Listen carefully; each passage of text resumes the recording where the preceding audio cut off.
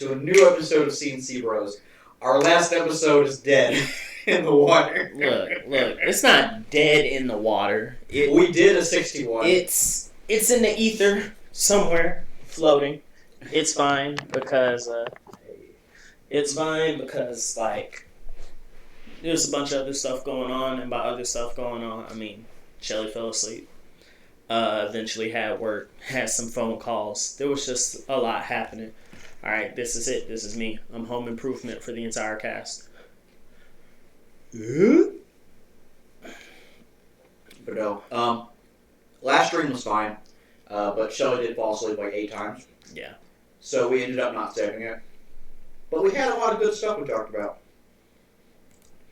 I mean, you ain't got a lot of them by saying not saving it. Like I lost it, dog. I mean, I was giving you the benefit of the doubt, so you just outed yourself. Do I not do that to often? the internet? Yes, actually. Can I have a napkin? Huh? Can I have a napkin? Go ahead. Thank you.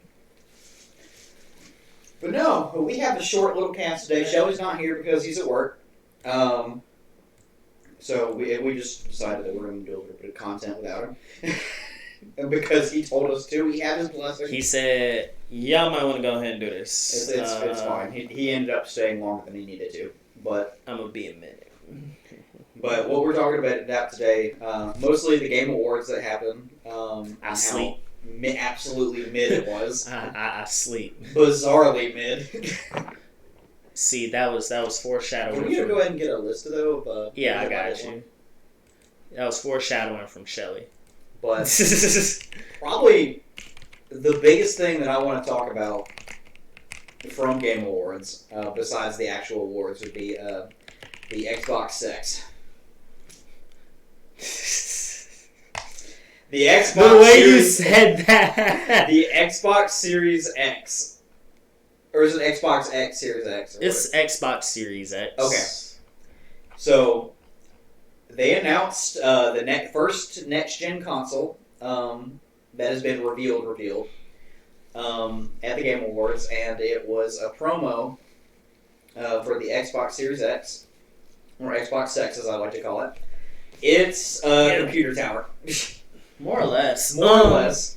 Very tall. Do we have the measurements? No. Okay, because I think it's about half of a TV. I would think. Maybe a little bit. About half of a TV. About half of a TV. Let's look at this. I think we do have well, here's an image, at least. And then I'll pull up those specs. Is it? I wouldn't say half a TV. I'd say it's tall as a little monitor. Because the controller is it's about as thick as a controller, if we go by what we see there. Ooh. So that makes me a little bit excited with how, like, the design of it, just because of that. It's curious, and I want to see how good it is. Has technical specs. Nothing like dimensions or anything like that. I can probably get those off of Wikipedia though, if that's like already up and available. That'll probably take a second. I mean, while we're looking at the specs though, let's go ahead and peep what they got here. So we got translate for me because I can't remember very good at this. 8-core targeting around 3.5 gigahertz. So it's the processor's multi-core. Which, I mean, it's kind of dope. It doesn't necessarily, my understanding, and I'm going to sound like such a fraud the way I talk about like having my PC and this and that, but the way I understand multi-core isn't necessarily that it's stronger, but it can handle like multiple functions at once. Like the different cores are able to partition ones, like, okay, where you're trying to run this, but then this is also trying to do whatever on the side type deal. 3.5 gigahertz is the processing power of the processor I have in that desktop right there. Okay. Yeah. So, definitely not bad. I mean, those of you who have seen me stream things and everything, like, you know, I get a good bit of mileage out of it. Xbox Series X GPU and custom processor. 12 teraflops of computing power in comparison to how much did the One X have? No idea. We're gonna have to do side by side. Yeah.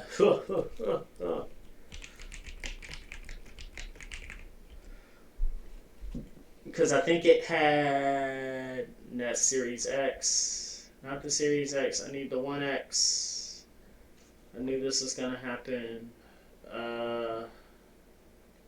Because I think the One X has like 8.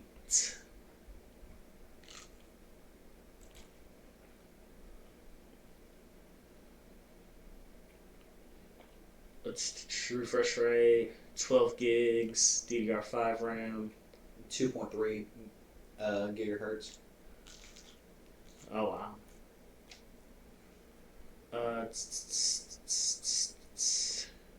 Okay, 8 core. 8 core has been their standard. GPU frequency 6. 1X. 1X has 6 teraflops. So this doubles that as far as computing power, which is like, dang, yeah, this might as well be a PC. RAM 13 gigs for games, 3 for the OS, 16 gigs total.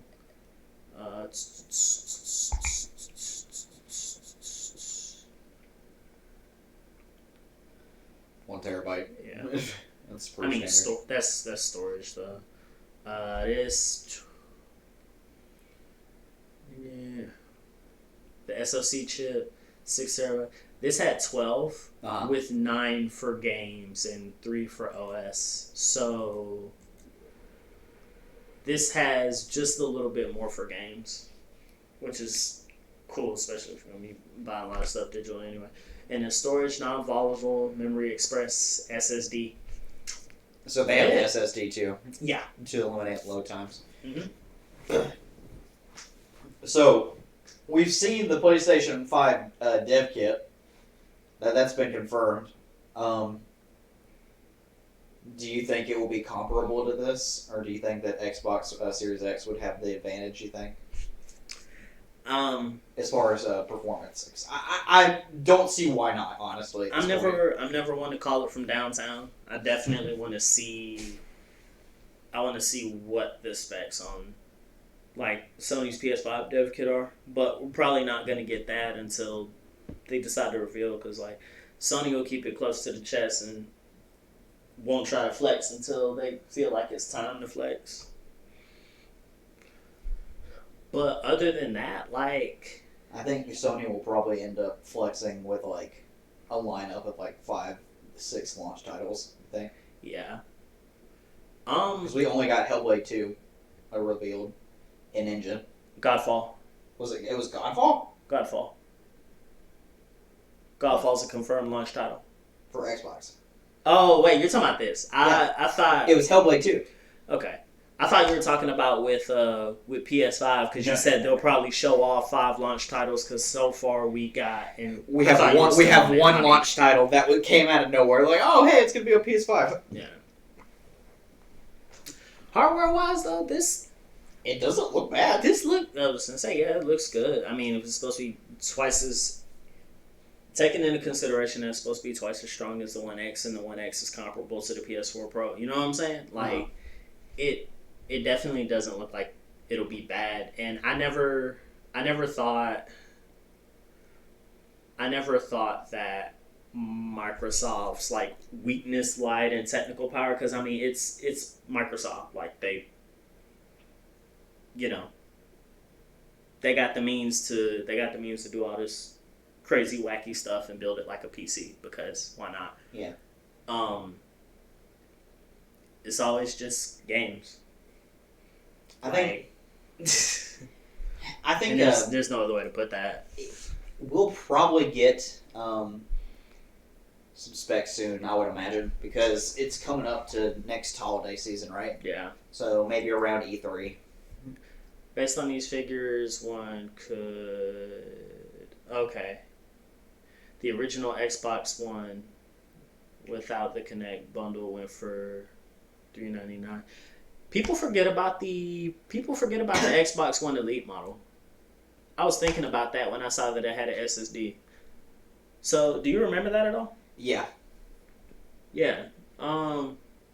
Those listening and watching, before the 1S, there was just an elite model of like the original Xbox One, and the only difference was that it had an SSD and it came with an elite controller, and I'm like, wow. It had no Connect either.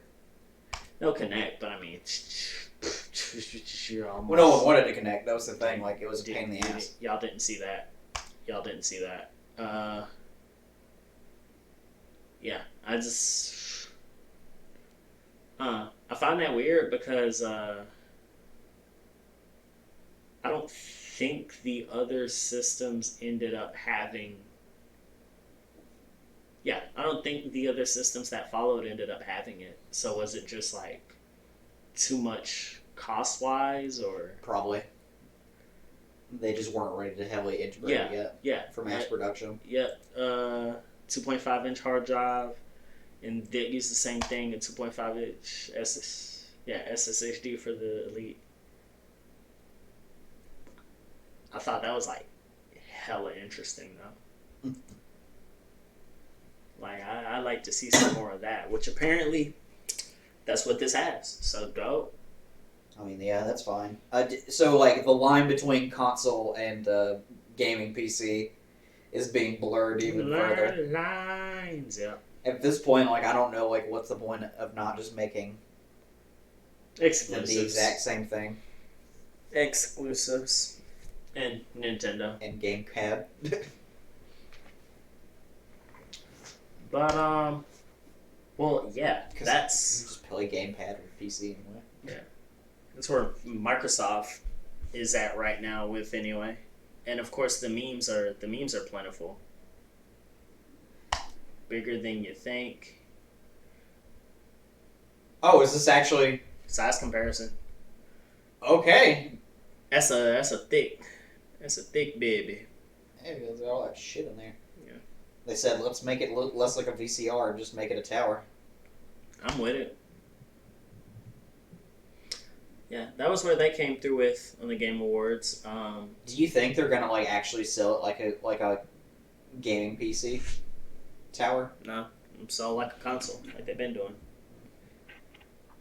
Every other Xbox is just, in my opinion anyway, like after the 360, every model of Xbox from the one onward has just been like another step closer to it, but that hasn't stopped their marketing at all. I'm curious, if nothing else, but like the name and the timing of the reveal were just so like dead in the water. You know what I mean? You think it was rushed? I don't think it was rushed. I just felt like the Game Awards. Like, of course, people will be watching, but like the Game Awards. You felt it was pretty unceremonious for them to.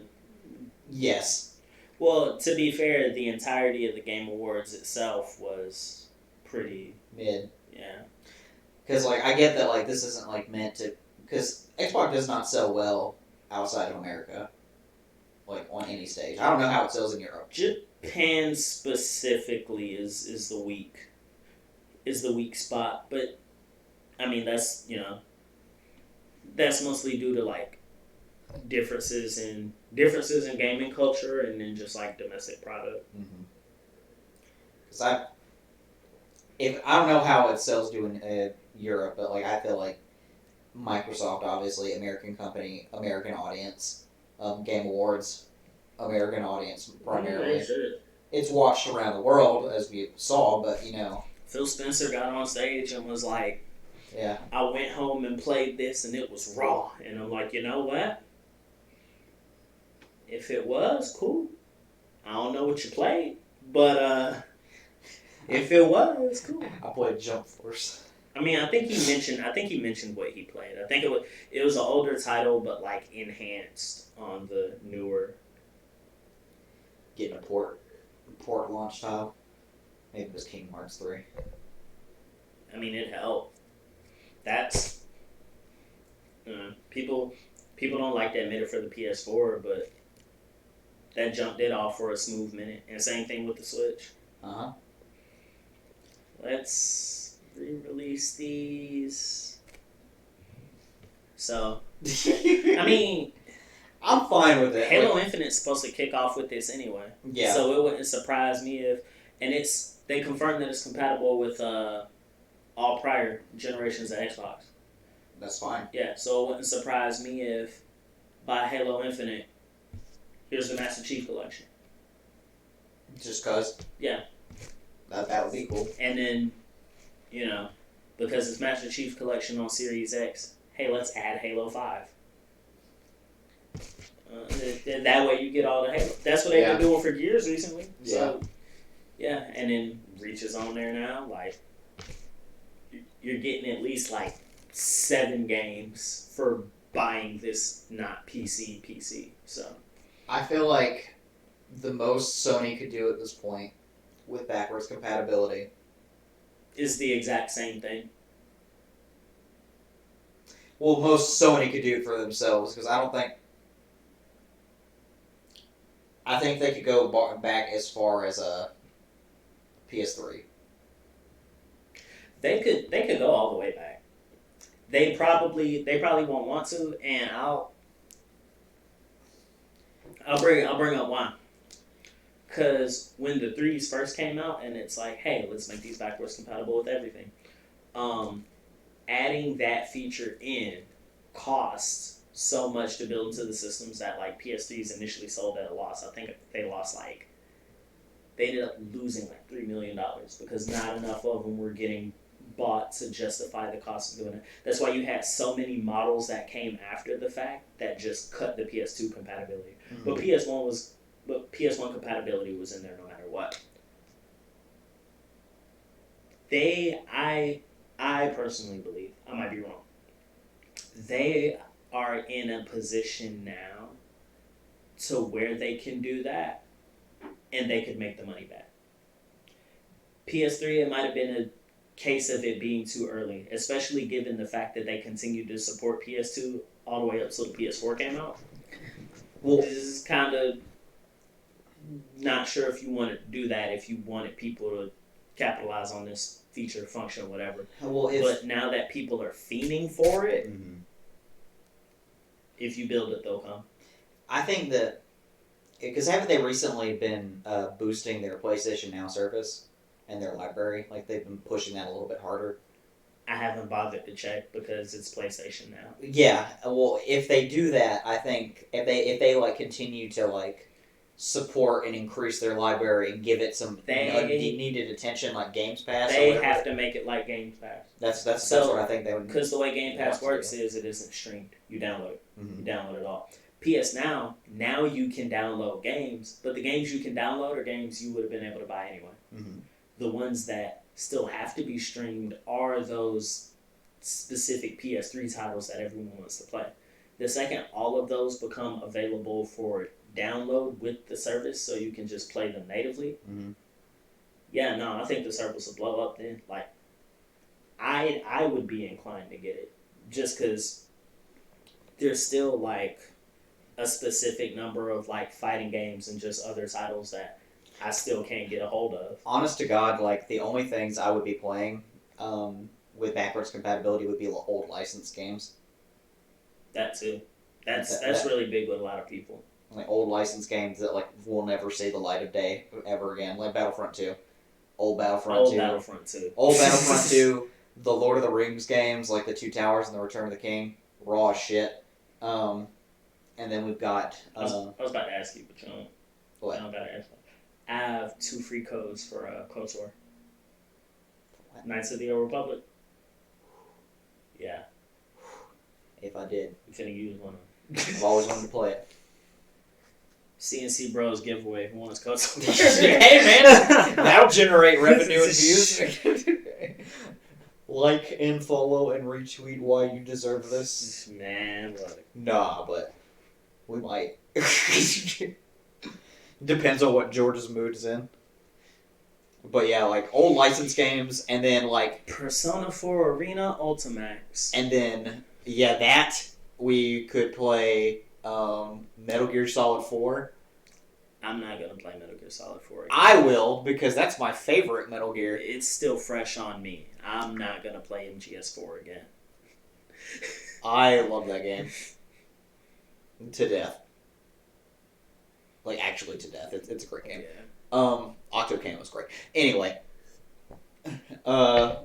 I would probably play that and the Final Fantasy 13 trilogy. And that would be it. I've been meaning to replay that. I don't have to get the trophies anymore. Like, I think I've been stopped short every time to the point where like I'm not motivated to do it anymore. Cause have you never beaten it all the way through? Mm-mm. First time I got to Lake Brescia and I was young and didn't have an appreciation for JRPGs, so I was like, I can't play this. I gotta stop. Second time I played, I got to Lake Brescia. Barthandelus. Which one? Huh? Which one? First time. Yeah. And it was rough. I didn't stop playing because of it, but it was a situation where it was like, hey, let me take a break and come back to this later. So I stopped for a bit, came back to it later, beat him. Got to disc 2. Got to Pulse. Uh-huh. And that was when I had all my Xbox data on the flash drive, and then I lost all those flash drives. So I would be hopping into the game a fourth time and starting from from the beginning. Skip those cutscenes, my boy. you don't gotta know all that I don't know if I got again. the strength. I'm fine with that. The only thing like I hated about it, the last run I did of 13, like, oh god, I got a trophy. Mm. I was platinuming all of them. Why? And because I wanted to. Okay, cool. Because I had free time that summer because I didn't have a girlfriend yet. Yeah. But I played it, and it was getting that one fucking weapon crafting trophy that takes like 200 plus hours to get. You know the one. Look up that trophy list. Nah, I ain't finna look up a trophy list. Do it. We are tangenting right now. We are tangenting, but this is important. I need people to know how much I suffered for that one trophy. People know how much that you bronze suffered. trophy. People can look into your eyes and tell how much you suffered. I am already. a rabid fucking dog right now. People know you as a Square Enix fan, and without hesitation, they already know how much you suffered. It was awful, but I like the game. I actually like 13 a lot better than 13 too. I'll admit Everybody likes 13 a lot better than 13. That's not true. Everyone I know who has played the 13 trilogy likes 13 better than 13. Only thing I like 13 I don't speak on other people. The only thing I like about 13 2 is that they made the paradigm system faster. Oh yeah, no, it was faster and seamless. But they added Pokemon, and they also made it to where you could get really busted paradigms really quickly. Yeah. I sat through two entire playthroughs of that. Didn't have to touch it once. Was pretty miffed at that ending. The base game ending. Oh, the cliffhanger? Yeah. And then you get the DLC and it doesn't make it any better? No, it really don't. It just makes you more angry? Yep. Really does. And then you play Lightning Returns and you're like, where's my party? Sat through 3 playthroughs of that. Where's my party? That was probably the biggest, like, fuck you to me. I was like, you have all these people and that I have to save, and I don't recruit them. They help you for a little bit. 2 people help you. Fang helps you. That's what matters. To Fang and one fight with Snow. Yeah. One fight. Yeah. It was awful. As you go on, you just lose party members. I hate that. And then you get to the end of the game and she gets ready to board the train to Lestalem. Only to find out that version of Lestalem doesn't exist anymore. And now she's trapped. Because development hell. Now she's trapped in Type 0 lore forever. Yeah. Which will also never see the light of day with a sequel. Oh, God. It do be like that. The anthologies were the downfall of Square Enix. No. They really were. But hey, at least we have Kingdom Hearts 3. So these Game Awards, right? Yeah. What else did we come out with? Best gaming tweet of the year. I don't even know what this is. I guess we finished it. Oh, that's this one. We've immediately... I regret nothing. Yeah, I've seen this before. We're just gonna sit here and watch it. Nope. Player's Voice Award was Fire Emblem Three Houses. Yes. Good job, Fire Emblem, for winning Player's Voice Award. Good job, Intelligent Systems. You made a great franchise. We have esports awards comprised of nobody I know. Nobody anybody knows. Oh yeah, we'll ignore esports. I say anybody. People obviously know them, but FGC, you know what I'm saying. Best esports event, League of Legends World Championship 2019. I thought it would be the International. I wanted it to be EVO, but I thought it would be the International. Guess not. Shouts out to League. Shouts out to Riot. Hope you're treating the Cannon Brothers well. Best esports team wanted it to be Liquid. G2. Congratulations, though. Best esports player. Let me get out of esports because it's getting there we go. Fresh indie game presented by Subway. Disco Elysium. So, do you know anything about Disco Elysium? No. It won best RPG though. You play this cop. Yeah. And I'm trying to remember the exact premise. You're in like crime-ridden, I think Brazil or something like that. You're in a place and stuff's kind of hecked. And your party members are like facets of your personality. Oh. Yeah, it's really interesting. I was listening to Castle Super Beast and like Pat was explaining it to Willie. And I was like, wow, nah, this is kind of crazy. Think I might be about it. Isometric, perhaps later. You know what?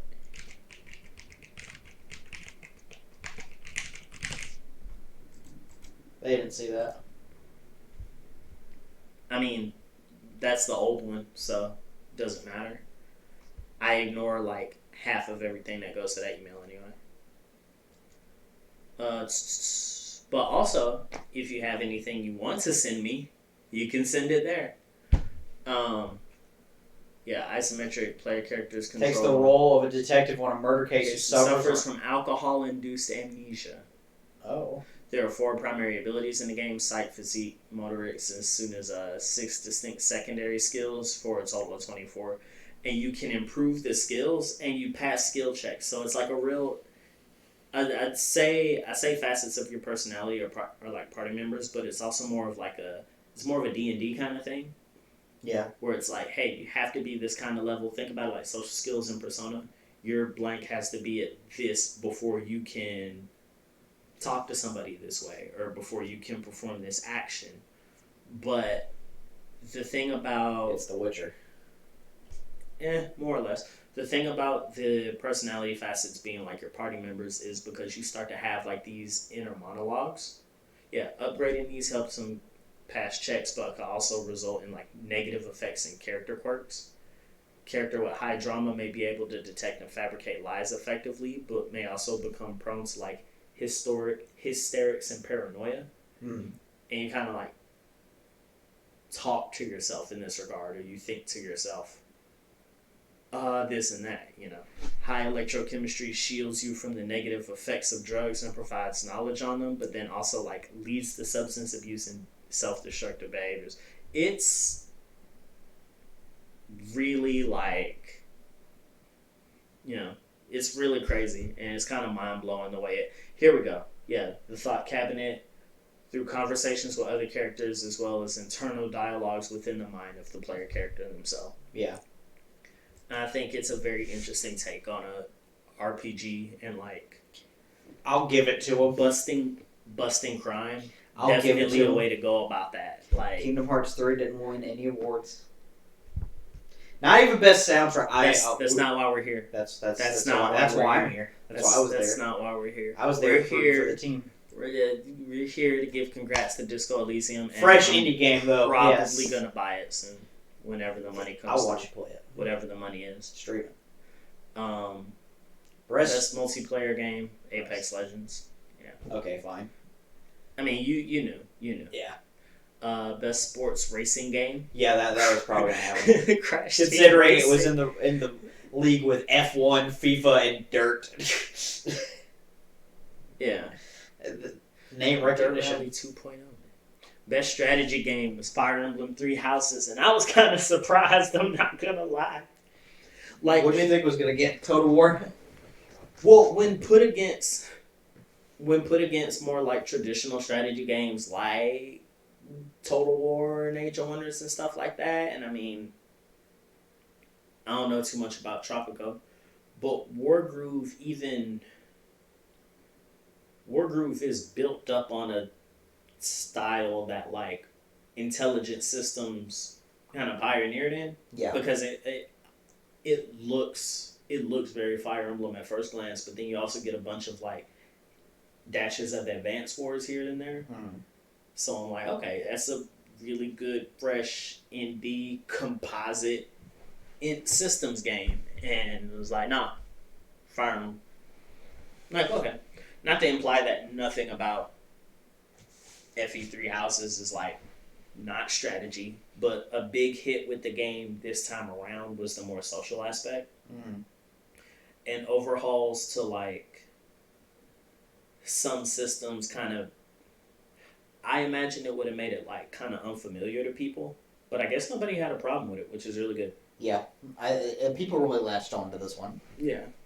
They really, waifu wars became a thing again. I mean, I also like some of the systems that the game introduces. Oh yeah, the Gambit. I didn't take advantage of that too much, but I've seen people. I had to, bro. I've seen people do it, and it's impressive the stuff that people can come up with. Yeah. With like a Gambit, like centric, like a party.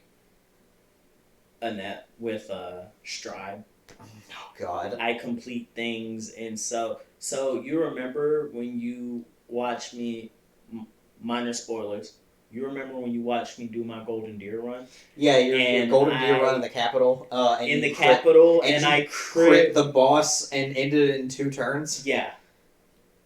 I'm doing stuff like that because of Annette and Ingrid. Because Ingrid's a Falcon Knight, and she has her hero's relic.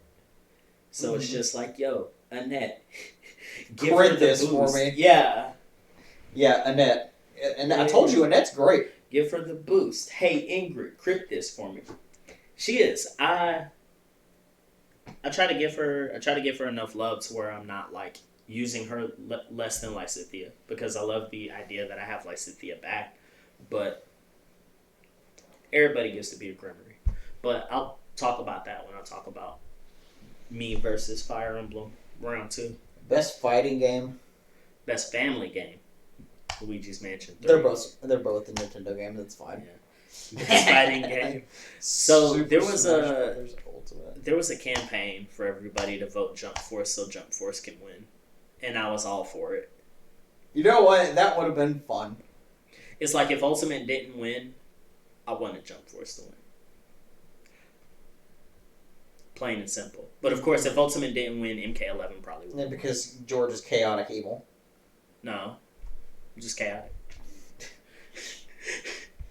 Chaotic nooch. Disco Elysium. 1 over Final Fantasy 14 and Kingdom Hearts 3. That fucked with me. That fucked with me. To be fair, 14 been out here a minute.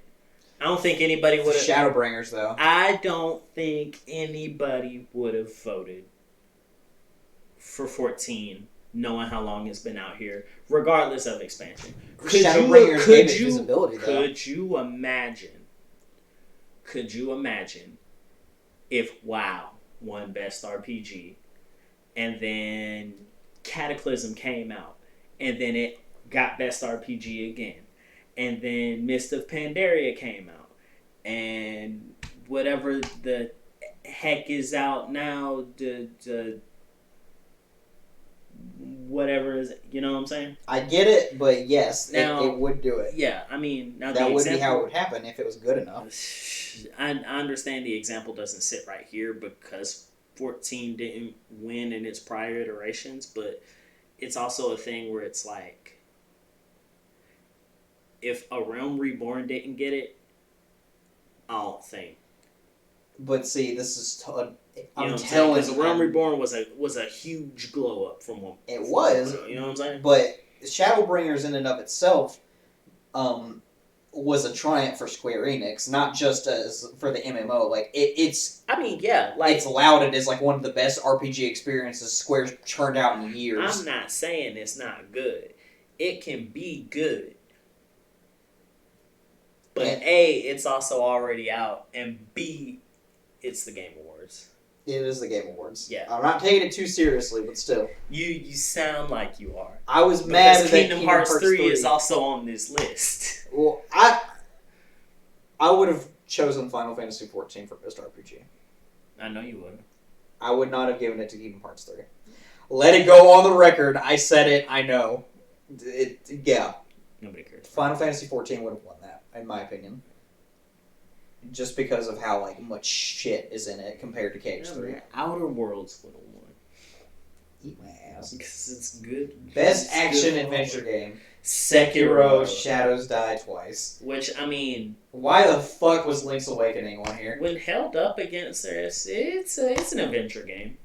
It's a remake. A small remake. A small remake. 14 could be on here? Yes! But 14 could be on here. Because it's just a... You ain't shit. I'm about to say, I won't say that. I'll say it's too tiny. It's too tiny. So? I wouldn't you see how some of these indie games are matching up against a lot of these AAA titles and everything? You think Link's Awakening being a remake of a GBA game is going to hinder? You think a Zelda game isn't going to make the list? Disregard what platform it came out on or how big it is. You think a Zelda game wasn't going to make the list? Yeah, that's why I expected it released in this year. I didn't care that it was on the list. I'm just saying if it had won, I would have been angry. Because it's not good enough to win. That's what Breath of the Wild 2 is for. Exactly. It doesn't have to win, but it's gonna be there. Resident Evil 2, honestly, I thought Resident Evil 2 had it. A lot of people had a lot of hopes for Resident Evil 2 in various regards, and I definitely thought it was gonna win over Sekiro, but big ups to From Software all the same. I wouldn't have thought that Death Stranding would have gotten it. No. Just because of the nature of the game. It's some kind of game. Action adventure, not entirely sure. And by that same extent, well, I don't know. Control fits the bill, but I also feel like Control is kind of in that same... it seems like more suspense. It's not survival horror. I can't... Art House. I don't friggin'... Yeah. Best action game though, DMC5. Shouts out to my boy Itsuno growing his hair out and everything. I didn't realize that was him on stage. I was like, bro, you're like my guy. You done grew the hair. You've been eating He's been eating good with the DMC5 profits. And the mobile game out too now. Mm-hmm. I'm ready for the next game. You good, Astral Chain? You good? We'll get him next time. Best AR VR game, Beat Saber. I don't know how that was about what. DMC5 Ultimate Edition with extra playable characters. It was a fake leak that came out right before because somebody got the cheap ass gamer fake accounts and they were making fake cheap ass gamer accounts and they were just posting bullshit links. For and price listings for games. I saw that one where it was Bayo 3 $50 pre-order at Walmart. You're y'all know something I don't that was fake. Okay. Yeah, that was all fake. Obviously, it tripped me out because I follow the account, so I'm used to just. I would never expect a fake because I follow them. Because it's well, who's going to copy them? So I see the icon and I'm done. Which is crazy because I've been retweeting Atlas West. Yeah. And getting other people got. Because Atlas West isn't a real account. Such a hypocrite. It's fine. Oh. It's okay. Seek the truth when Persona 4 Golden comes to the PS5 holiday 2020. Bundled with PS5R. P5R. PS5R. Jesus. Yeah, Beat Saber was gonna get best VR AR game because it's the one everybody knows to play, and rhythm games are cool. And yeah, Destiny 2. Best community support. I feel that. Really though, like yeah. all of these are really good though. I mean, I wouldn't say Final Fantasy 14. I would honestly say Fortnite and Oh. Destiny 2. Fortnite and Destiny 2 because Fortnite's community and what they do for it, the game, and how big it is. I honestly would have expected them. I'm ignorant, which I guess invalidates whatever I'm about to say next. But like, I don't. Go ahead. I guess Shoot. I don't see a lot of like community driven things, if that makes sense. Like, I see a bunch of people playing, but like a bunch of people playing and engaged in a multiplayer game isn't necessarily the same thing as community. You know what I'm saying? I mean, streamers promote community and gameplay. Yeah, which I guess by virtue of having like a lot of streamers, but I mean, it's like this infinite feedback loop of like you give them content and streamers will stream it and then promote your content. I guess I can feel it more like from Destiny than I would from something like Fortnite or like Siege. Like 14 and Apex. Well, Destiny but, 2's community support, like they have to be good because they have to keep the game alive. Well, yeah, they're an MMO shooter, so like. They got to, which is why I don't see that from Fortnite because it's a battle royale. Like, 14, like yeah, you get squads and stuff like that, and you get streamers and content. But at the end of the day, you going in there and you like busting up each other. You know, 14 being an MMO, Apex being like a team squad based battle royale, and Destiny 2 being MMO like. You know, I see that more because of like groups, free companies, stuff like that. I wouldn't give it to 14 simply because 14 has a scheduled development cycle for each patch. They feed us what they feed us. They may listen to input and player feedback. Well, that's why I was talking about community support. Yeah. Like, not companies supporting the community getting behind to support their game. Like, whatever Square Enix does shouldn't have any bearing on the amount of community support that's generated for the game. That's the only thing I can think of is FanFesta. I was going to say, unless the community is just that pissed with what they're getting that they don't do anything. Because like the rating community, obviously, I think is the biggest force of Final Fantasy 14. Like obviously content creators, but like rating in general, like that they will come together. That's a big thing about Gilgamesh too. I was gonna say, don't confuse community support with support for communities. This is Blacks at Xbox all over again. Best mobile game. You don't what the golf? Right. What the golf? I don't know what the golf. I didn't know Sayonara Wild Hearts was a mobile game. Call of Duty Mobile. Like, obviously. Best independent game, Disco Elysium. Untitled Goose Game. Best ongoing game. Fortnite. I mean, yeah. Yeah. I wasn't even mad about that. Yeah. It was going to be Fortnite or 14. Games for Impact, Greece. Sure. I don't know. I haven't heard anything about it. Well, way. I thought it would have been Concrete Genie. Or Life is Strange 2. Because I haven't heard anything about Sea of Solitude. Now that I remember what Sea of Solitude is, if you would have told me when Sea of Solitude got announced that it would be on the lineup, I would be like, yeah, it could win. But having not seen anything about it since, I'm like, there's no buzz surrounding it. Yeah. I'm gonna go back after the fact and look at what Greece is about for the sake of Games for Impact. But I'm interested. I am interested. Best performance. Cliff and Death Stranding. You see how my boy cheated? He got 2 homies in here. He's got 2 of them. His babies. Oh, but they cheating too. They got 2 of them. Yeah, that's crazy. It's a stacked bracket. This bracket's kind of rigged, though. Yeah, it's fine, though. Mads Mikkelsen do his thing. Yeah, as far as I've gotten in the game, yes. He's doing his thing. Yeah, as far as I've gotten in the game, which isn't very far, yeah, he's still doing his thing. He's just being Mads Mikkelsen. Yeah. Best score in music. Okay, I got really scared that we've been doing this the whole time and maybe the mic hadn't been on, but it has been on. So no, I'm watching it go off. Well, the mic itself is on, making sure OBS does the thing it's supposed to do. Because episode 61, which y'all weren't here for, we had actually gone about 5 minutes and OBS didn't pick up the mic, so I had to start that over. Best audio design, Call of Duty. I was kind of like... That's fine.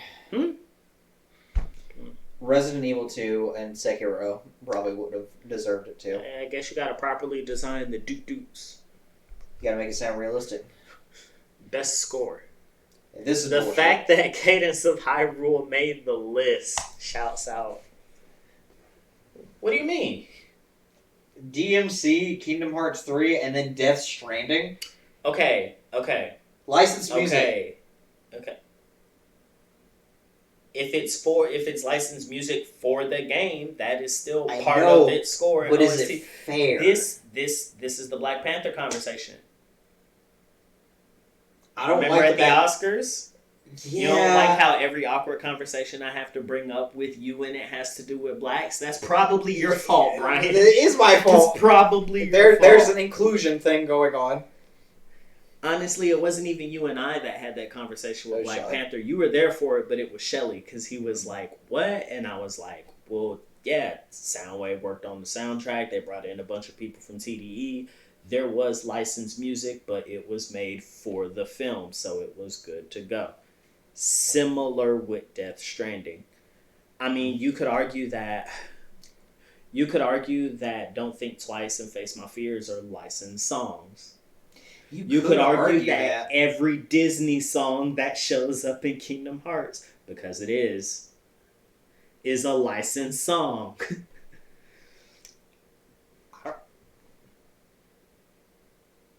Elsa sings Let It I know, Go, it's shot for shot. I get it. and Sora Hold goes, on. What was that? What did we just see?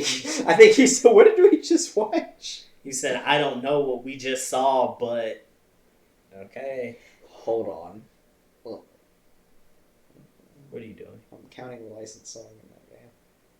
Because there's only like 3. It doesn't matter. It only takes one. It only takes one to make it fair. Shut up. Okay, we've got Let It Go. We've got... Don't Think Twice. I won't count that as a Disney song. I'm talking about the Disney licensed song. Okay. Square Enix owns that, so I don't know. It's still licensed. It is. I get it, but It's still. picking licensed songs in general. Okay, Don't Think Twice, Face My Fears, Let It Go, Winnie the Pooh, because that theme's licensed. Chikai, which is Don't Think Twice in Japanese. Different song.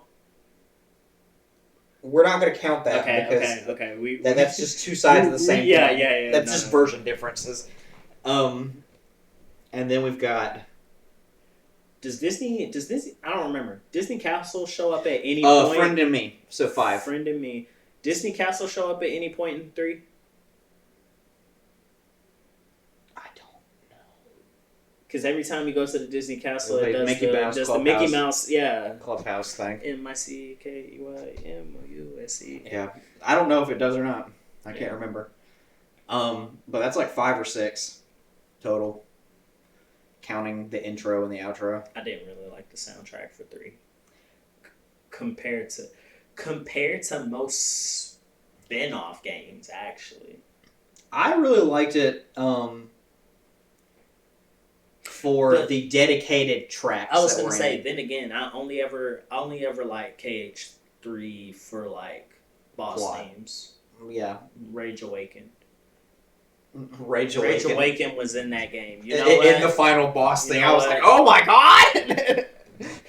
They knew what they were doing. That's a bop. Y'all can fight me. The But yeah, no. Say all that to say. DMC 5 though. Yeah. aside from, let's see, because I know people were complaining that the reason it didn't get it is because no one could get to the good soundtrack. Because you have to be good at the game to like hear the vocals. That was the whole game journalist thing. Yeah. Every character had their own theme. So Nero had Devil Trigger, V had Crimson Cloud, Dante had Subhuman. Crimson Cloud and Devil Trigger were good. Subhuman so even after they got another band to reperform it. A lot of the original stuff was just what it was. You heard more of the themes than anything because you were fighting. Mm-hmm. There was DLC to where you could put on older tracks from older games to replace that if you ever got tired of it. And then of course, spoilers. I'm sorry, y'all. When you finally like fight Virgil, it replays a mix of like when you fight him as Dante, it replays like mix of his theme from 3. Was it 3 or 2? 3. Okay. Virgil doesn't show up in 2. In fact, people don't talk about 2, even though 2's the GOAT. Shut up. I don't know. I have it right there. I just haven't beat 1. If you want to watch me play that, there's a Twitter called DMC2 GOAT. I suggest you check it out. All right, fine. I will after the stream. Yeah. All right. And Control won what? Control won best art direction. Fine, I didn't check. I'm with it. I'm so with it. I didn't check. Best narrative, Disco Elysium. They showed out. Yeah, they really did. They must have wowed him. When did that come out? Like a month ago? October. I know, 2 months ago. Oh yeah, October. Console port next year. What? You mean I don't have to burn this computer to play it? Best game direction. Death Stranding. Yep. I mean that was bound to happen. Yeah. Game of the year. Between Control, which okay, Death Stranding, all right, Smash, okay, Resident Evil 2, all right, and the Outer Worlds. Outer Worlds didn't win anything, but it had a good showing. Yeah. Sekiro. Wow. Yeah. Everyone was like, all right, we're not mad. We're happy for it, but we're just also really just confused. Yeah. It's like you wouldn't expect a Souls game to get it. You know what I mean? Our Souls style game. But it did. And I think a lot of that has to do with aesthetic. Yeah. I think Samurai's really out here, dog. Yes, Neo 2, Ghost of Tsushima. Which they did show that. They did show the trailer for that. Yeah. Which that's something else we need to look at. I need to see more of that. Ghost of that fucking awful trailer for Hellblade 2. Look. Okay. I'm not saying it's awful because it was bad. I'm saying it's awful because it scared the shit out of me. Yeah, I feel that. Also, I don't know the story of Hellblade 1 besides the fact that it's like a giant allegory for mental illness. Yeah. So what are we exploring in Hellblade 2? Did you scoot off frame? Yeah, you did. Yeah. Look at that armpit, y'all. Look at that. I like that look at that armpit. white man arm fat. I know, right? As I type "ew" into the search bar. I don't want to watch this trailer. Please We're don't. not gonna watch the trailer. We're gonna look and talk about it. Yeah, it's just Hellblade: Senua's Saga. Now that Microsoft has Ninja Theory, it'll be a timed exclusive before they stick it on everything else because Microsoft. I'm fine with that. They slapped the timed exclusive on the logo or the box art for Final Fantasy VII Remake. It looks gross. Just a fucking flex. I don't care about that kind of stuff, but it looks ugly. Godfall. It's gonna be what they say? A PS5 game. It's gonna be a slasher looter. So it'll still be a shooter. but we're slashing instead instead of of shooting. So it'd be a So- sluter. There we I'm go. actually- Sluter. I'm okay with that. Does that Sluter with 2 L's. It- Sluter. is it like a Souls game or like a God Eater game? Let's just say. That's a little loud there, boyo. Oh, you know what? That won't matter. Yeah. Okay. Just beat the video. I did mute the video. I turned down like the speaker, and I was like, well, no, because desktop audio on OBS. Yeah. Okay. Yeah, he's sitting there. He's on the ground. He's holding his chest. He's obviously a wizard. Falchion? I was gonna say Bahamut. Falchion? Nah. It's the sword of the creator. It's just missing its crest though. God, stop me. Yeah, and everybody's looking at the weird tower structure, and there's no gameplay. We're just like in engine right now. And there's a weird dragon that comes from the sky. And it's like Godfall. And I was like, hey, I remember seeing this. And then it's like Holiday 2020. So I'm like, does that mean... Yeah. The first PS5 launch title. Yeah. No more Heroes 3. This tripped me out. It did trip me out. Because I was like, yo, is this actually a trailer for a game? And not Digimon? But it was so cute. And apparently, like, yeah, this is the whole extended 5-minute version of it. And so wild. And he's like, yeah, you know, what's up? She's kind of cute. I'm going to hit her with the Bruno Bucciarati. I'm going to taste and see if she's a liar. Nah, she the truth. Is that the alien that went away? Yep. But he went and found some homies. And now he's back. And he's like, you know what? People love superheroes. So we're just going to blow stuff up.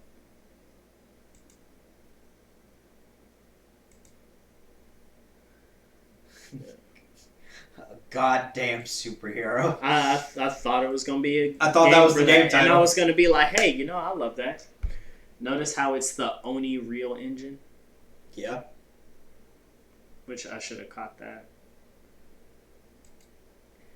And then Travis swoops in and does the Akira thing.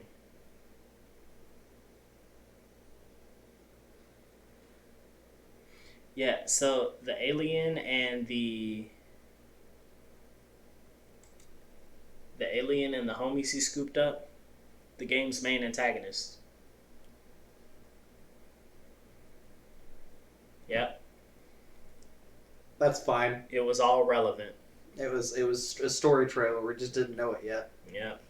They made us think it was Digimon. Also, we got Bravely Default 2. Sleep. I sleep. It's because you're weak and won't survive the winter. I don't like them.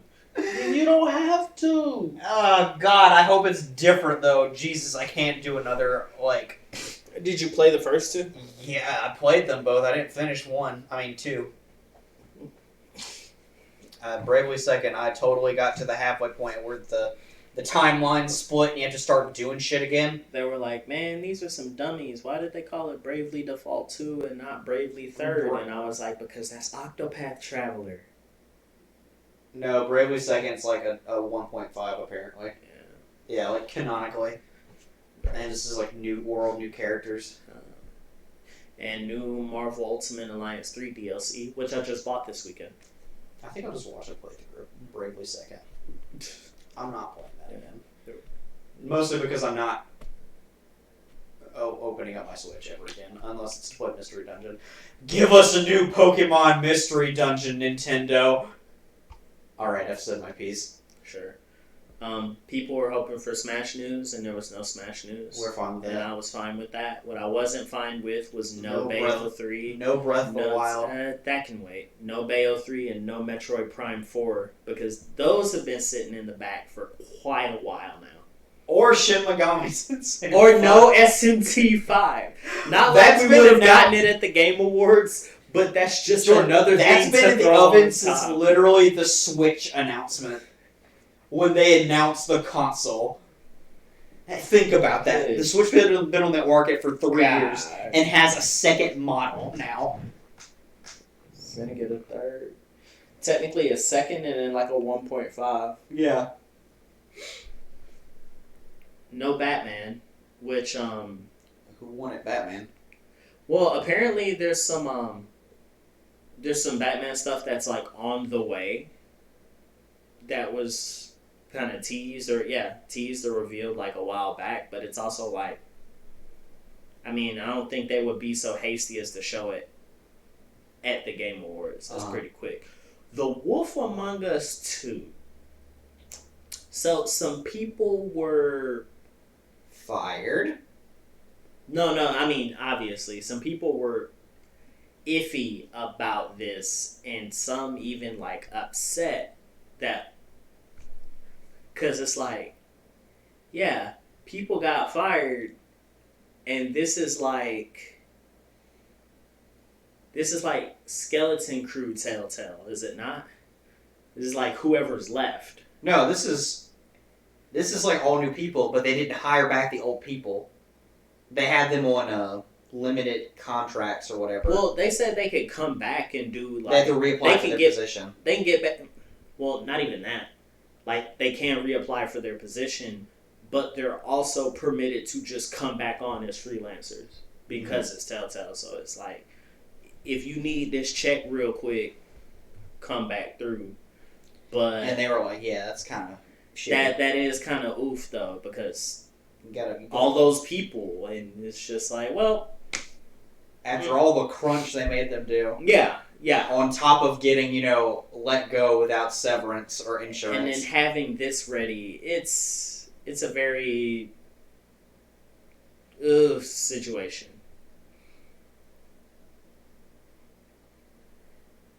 This thing. This thing. This baby. They were excited about it. They were. They were happy. That made me happy to see them happy. Nah. And that was the only thing that made me happy that night. Nah. It didn't even make me happy to see them happy. Why? Because they closed with this. Alright, fair. They closed with this. Hey, the Fast and Furious fandom is huge. No. The Fast and the Furious compendium is huge. You see there's an animated movie now in the Fast and Furious universe? Tyler Posey's going to be in it. When's the Ultimania come out? I don't know. Oh, God. But now we have animated movies. Yeah, sure. We got this, though. And then we got this... Crossroads. Which is an add-on for a game that's not even out yet. Like, I was also confused by this announcement.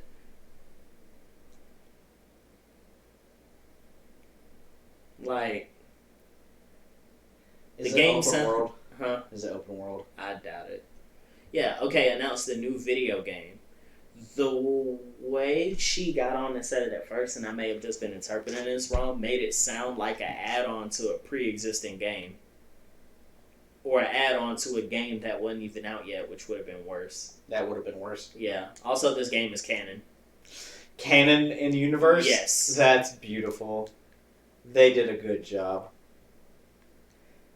Yeah, the game is set to be released in I feel May bad. 2020 around the same time as the 9th Fast and Furious movie. But George, I feel bad because they obviously love this. They love it. I love that they love it. I would not have closed the Game Awards with this. There is a time and a place for everything, and Chief. Like, I'm at the fire department right now, Chief. This ain't it. This ain't it. It's just they loved it. This ain't it. It's fine, and they love it, and that's cool. You can love something. I'm for it. It's like proposing at your friend's wedding. The fact that you're ready to propose, that's fine. Hey, you gonna propose at my And if wedding? she says yeah, no. And if she says, if he, she, whoever, they say yeah, that's fine. But there's a time and a place, and that was not it. You at somebody else's, you know what I'm saying? You at a place you don't need to do that at. If they would have opened up with this, yeah. If it would have been right after Grimes performed, maybe, yeah. But we sleep. The whole award show, Reggie gets up there and does that beautiful, beautiful speech on Games for Impact. We sleep. And then they said, we have one more announcement, and it's that. And it's Mother 3. Not even. They didn't have Mother 3. I was like, bro. Everyone thought that's what was about to happen. Did people really expect Mother 3? Yeah. I'm sorry for them. I really They thought that he was going to come out and That say, is awful. we are going to show Mother 3. Now that I'm gone from Nintendo, No. I'm going to They thought personally... Reggie was going to announce something? You thought Reggie was going to be a No. spokesperson for Nintendo and say, No. hey, just because I wouldn't give it to you while I was in the company before. Doug was there. No. Doug was there. Doug was So was there. Elon Musk. Grimes was there. Yeah. Yeah. That's why Elon was there. I know. Yeah. But he was there. Your girl performing, you ain't finna go see your girl perform? No. No? Yeah. Who I else, was gonna who, say, who else she'll was see there? this. Who else was there? Was Matt there? I know Norman Reedus and... Max was there. Who Pretty was sure there? Max was there. I know Reedus was. Kojima was there. Kojima was there. Ikumi Nakamura was there. Yeah, she announced an award. Yes, she did. With her, she was very nervous. She was very nervous. She was hella, like, caught up in the moment. I hope she is doing well. Todd Howard was there. Todd Howard. Yeah. He was just kind of in the cut, like... He's just kind of, like, staying out of the public eye. He After Fallout 76. He was the NPC he refused to put in his own game. He was just in the background, chilling. Be the patch you don't want to see. Jesus. But, yeah. Yeah, I didn't like it. I'll say that. I didn't like the show. But I will say that as far as the award side of things goes, it was pretty okay. It is the first one I have watched to completion in a while. I watched last year's, but I wasn't too much invested. Yes. Mo and I watched, and Smash Ultimate came out that same night. Oh, no. Yeah, that's right. Right. So we're in the living room, and Sonic Fox gets up and does the thing, and we're like, hey! And then, Reggie gets up and talks, and then that's when the Joker reveal happens, and at that same time, I had just booted up Ultimate. So the award show starts to look like it's winding down. Also, I had work that next day, so I go ahead and leave, and I lab out some stuff for, like, however long. And I go to bed. And, that was last year for me. But, I also remember seeing Bayo 3 and being like, yo, what? And then nothing since then. People thought we were going to get more Bayo because Kamiya was there. Yeah. But he was there in the event that Astral Chain won an award. Because that's his baby. They thought. They really thought. I mean, it definitely wasn't bad. It's a really good Platinum game. It's probably the most Platinum game. It was doing fine. You're ringing. Oh, goodness. Hello? Yeah, what's up?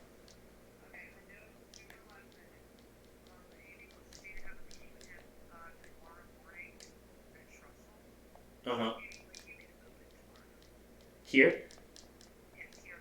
Tomorrow morning? Yeah, for sure. Oh my god. Yeah, it's no problem. Oh my god.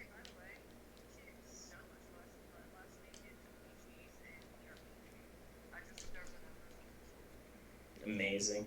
I was. It's work related.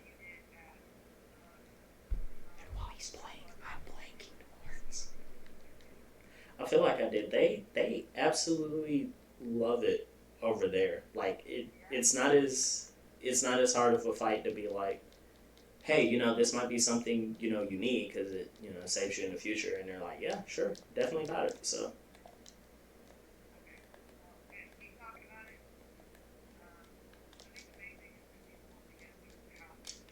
Yeah. Cool.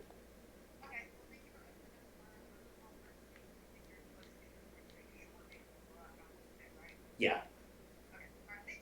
No problem. You too. Hey. My man got called in. I mean, tomorrow morning. Yeah, it's not like it's like. Yeah, it's not like it's right now.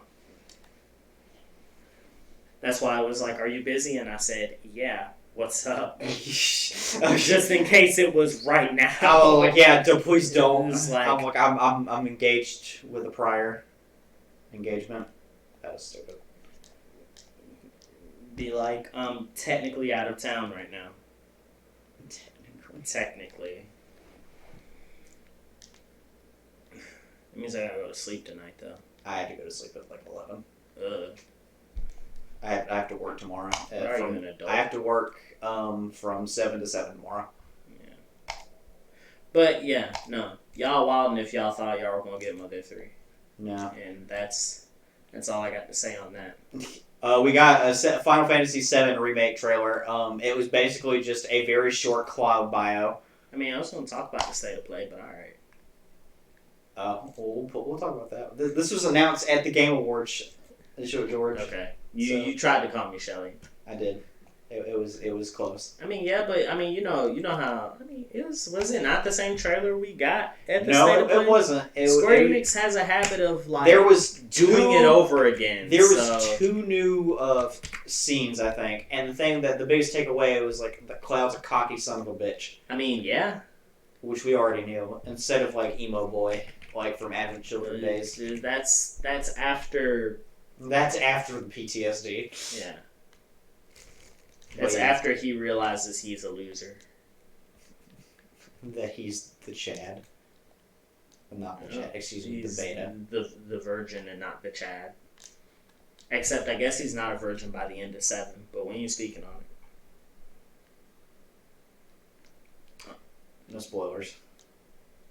It's been so many years. Yeah, I know, right?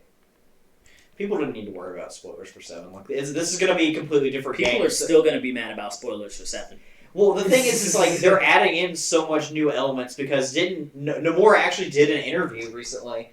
He said that I had to actually give them tips on how to condense content because there was too much. He said you don't need to worry about like how dense this game is. And also he made a comment. He's like, when most people think about the final boss of Midgard, they think of that one mechanical tank boss. But we have the freedom to do much more exciting final fights this time around. It's probably going to be the same boss, but it just has ads. It's honest to God, I'm being cheeky. It's probably going to be a Sephiroth clone or a Genova fight, like what they wanted to do. Bruh, let me fight Kadaj. I mean, you might get the chance. Nah. He said all that compilation stuff going out the window. We are remaking FF7. And so we are using as our base FF7. All that other stuff. No more gacked. No more licensed. You weren't finna get no more gacked anyway. Not unless Gacked himself said, I want to be in. Put me in. Gacked does what Gacked wants. And Gacked wants quite a bit. Yeah, he does.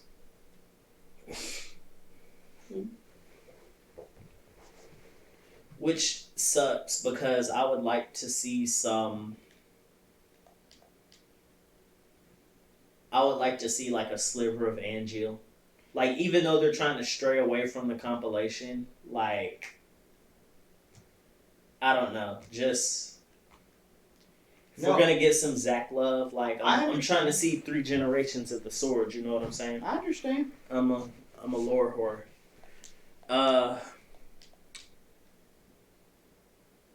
Yeah.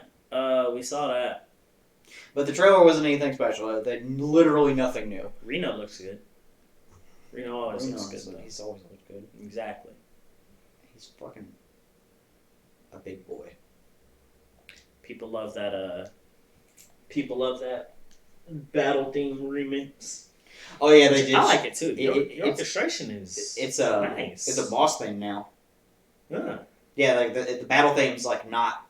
It's not going to be played during every random or like fixed encounter. Oh, so it's like they say. I think they're saving it for like story event encounters and boss themes. Oh, so reach out to the truth in Golden. Yeah. Okay. So. Okay. So what are we getting instead? I don't know what the. Oh wait, are we just gonna get? That's the actual boss theme. That's the actual boss theme. But wait.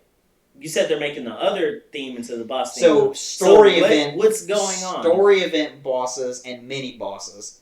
Okay. So like things like apps, I think still have the original fight on boss theme.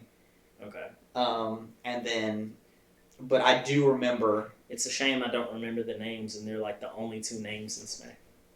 Exactly. They only got 2 songs. Let the battles begin and fight on. Yeah, let the battle begin and then fight on. But they will have, I think, like new encounter music for the general like trash mobs. You know what I mean? Yeah. And I think it may be environment based too, if I'm not mistaken.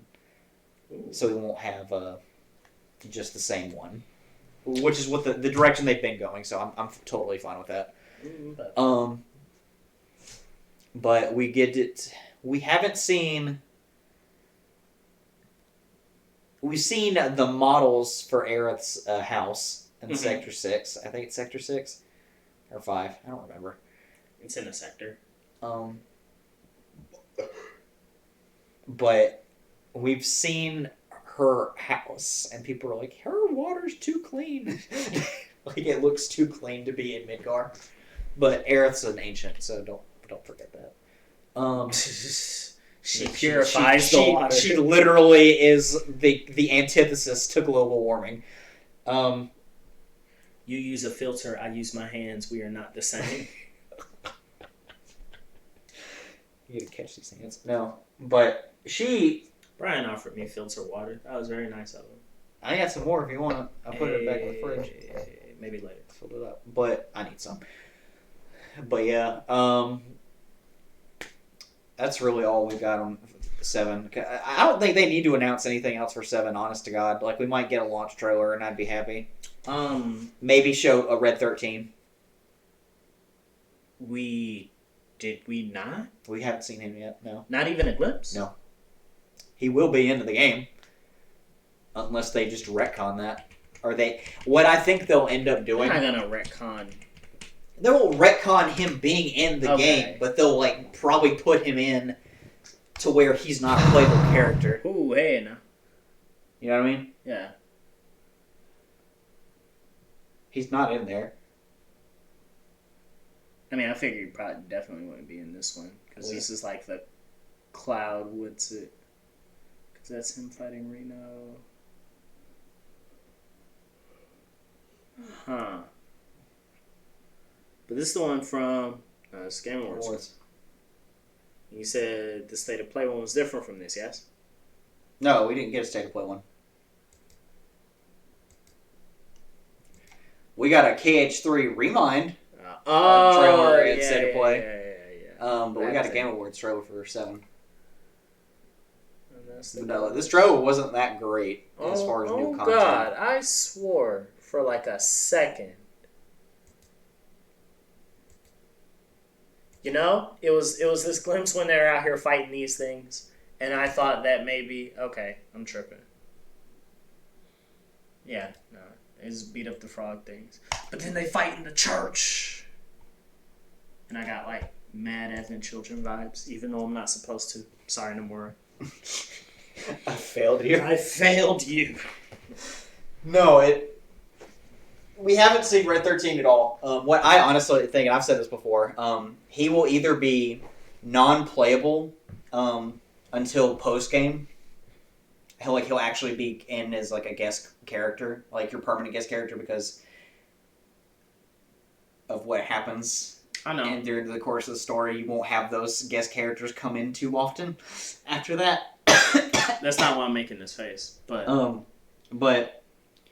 no, that's what I think is going to happen. But otherwise, he will not be playable until post game. But he'll still be in it like normal. The amount of people who don't realize this game is episodic. Yeah.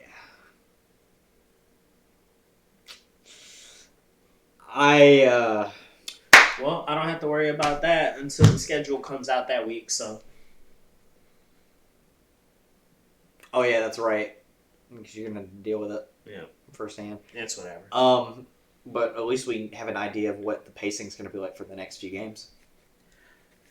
They have nothing left to show, of course, but I would like just to kind of double clear the air.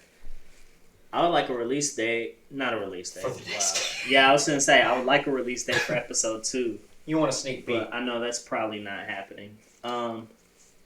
Episode 2 now in development would be nice. Not unlike KH3. Yeah, I'd be fine with that.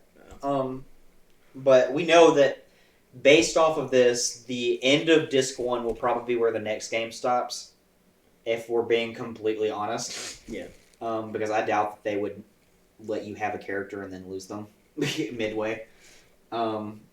Just from a pacing perspective, when you have 2 more games. And then all of Disc 3 will be Disc 2 onwards.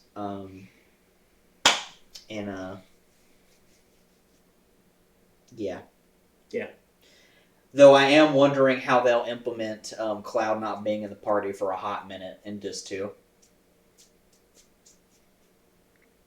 That does concern me. I wonder how that will affect gameplay. Is that when he's like... When he's like got the Mako poisoning. Okay, yeah. And you just like have to like use your other party members for a while. You just use your other party members. Tifa's in charge. Barrett's in charge. That game's gonna be like part 3 is gonna be long as fuck. What? Yeah. Part 3 has a tendency to be that way. You're right. Yep. Resident Evil 3 got remake. announced. Finally, everything is finally there. We get to see Jill's fine ass again. We also get to see Nemesis. And whoever else she's with. Who's she with? Barry? The guy that looks like a I Spike know Lee. who you're talking Not about. Spike Lee. Spike from Cowboy Bebop. I just don't remember because I don't. Believe it or not, I don't play these games. I'm not versed in Resident Evil lore. I ain't say that. I'm not. I definitely am not.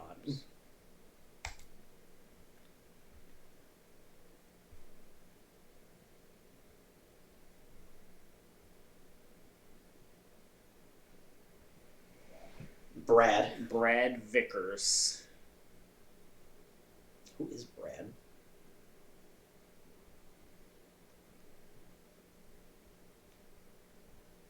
Was he from Resident Evil 2? I don't know. Because 2 was Leon and Claire. I don't know if Brad was in the...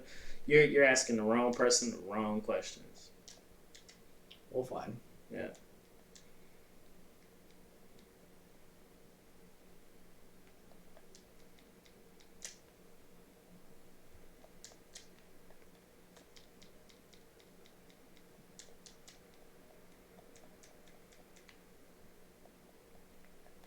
Now I'm just looking at this. But anyway, yes. And the renders look beautiful and saucy. Sauced up.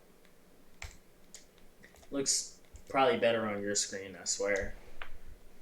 This TV is dealing with some things. This TV it's trying. Yeah. Spellbreak, did you see that? Spellbreak? Yeah. No. Wizard Battle Royale. Oh, is this the state of play? Yeah. No, I did not. I didn't pay any attention to the state of play, to be honest. I skipped right ahead to KH3. I know you did because you suck. Yeah. No, You missed Untitled. It's because I had to go to coming work. To PS4. It's because I had to go to work, and I had to watch it before I left. Tomorrow. No, I had to go to work that day No, because I had to do my evaluation. You missed Untitled Goose Game coming to PS4. Yeah, I did see that. Untitled Goose Game coming to PS4. I mean, I guess. Yeah. I mean, everybody who wanted to play it played it on Switch. Or PC, yeah. Yeah, I was like, I don't see what the big deal is. To be completely honest, because I'm not like shitting on the game. You talking about, of course you. Yeah. You talking about KH3. Here's a Square Enix project. I was happy. Babylon's Fall. Yeah, I was like, wow, they really brought it in, and it's a platinum game. Of course it is. I didn't know that it was a platinum game. Thing's got your boy. Wow. They got them working double time. They got your boy Tara all over this. Oh, is he actually? It wouldn't surprise me from looking at the combat. I was like, Kamiya, is that you? Oh, is this Ethereal Blades? Oh, is this pixels all over the place?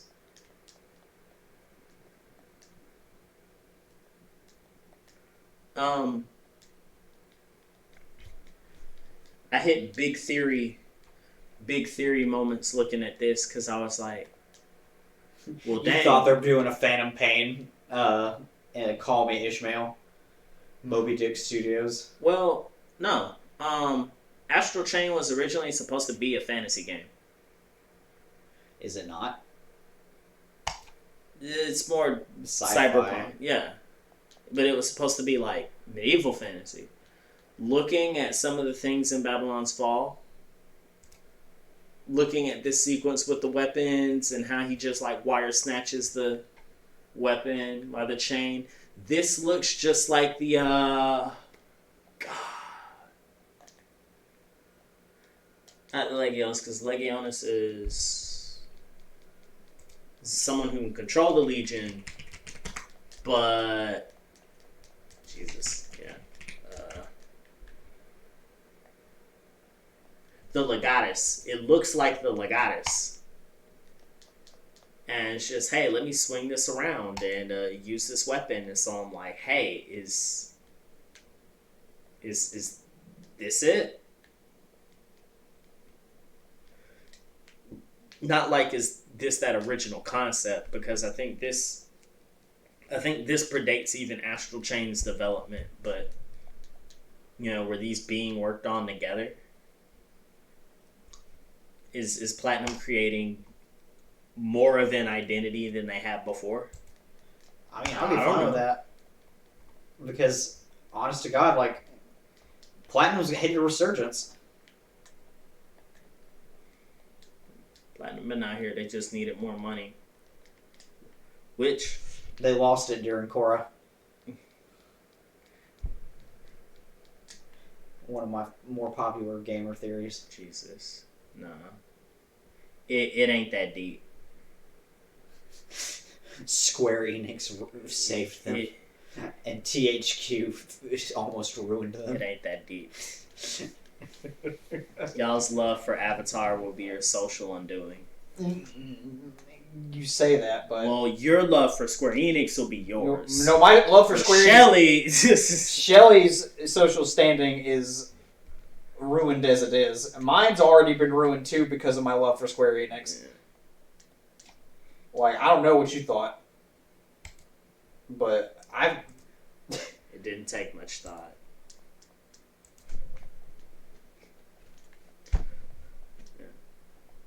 But yeah, I've been new that I would never get many fans by being such a Square Enix shill. Well, I'm excited for Babylon's Fall. I am too, because more than anything, like I think we need a return to medieval fantasy with Square, because I want that to be the setting. Bravely Default 2. I don't give a fuck. Octopath barely scratched that itch for me. So mean. Barely scratched that itch. Bravely Default is a game. It's not a game for me. And if I buy Bravely Default 2, it better be because they changed things up. And we better not get a second half of just boss rushes. If you buy Bravely Default 2, you bought Bravely Default 2, and there's kind of nothing you can do about it after that. Yeah, I bought it. I might as well play it. You're a sales number at that point. No, I'm always looking to add to the amount of platinum on my shelf. I can't stand when people say that, like, I just won't play this because it's Square Enix. It's like, I get it. Yeah. That's exactly why I'm not playing Avengers. That's fair. I mean, I'm not interested in the Avengers game, really. I bought Ultimate Alliance 3 this weekend. Which is all also the Avengers I'm gonna need. But that's also Square Enix. Yeah. Is it Square Enix or is that Nintendo? Oh, what? Ultimate Alliance 3? Yeah. Nintendo, developed by... It's either Bandai Namco or Koei Tecmo. Some two named...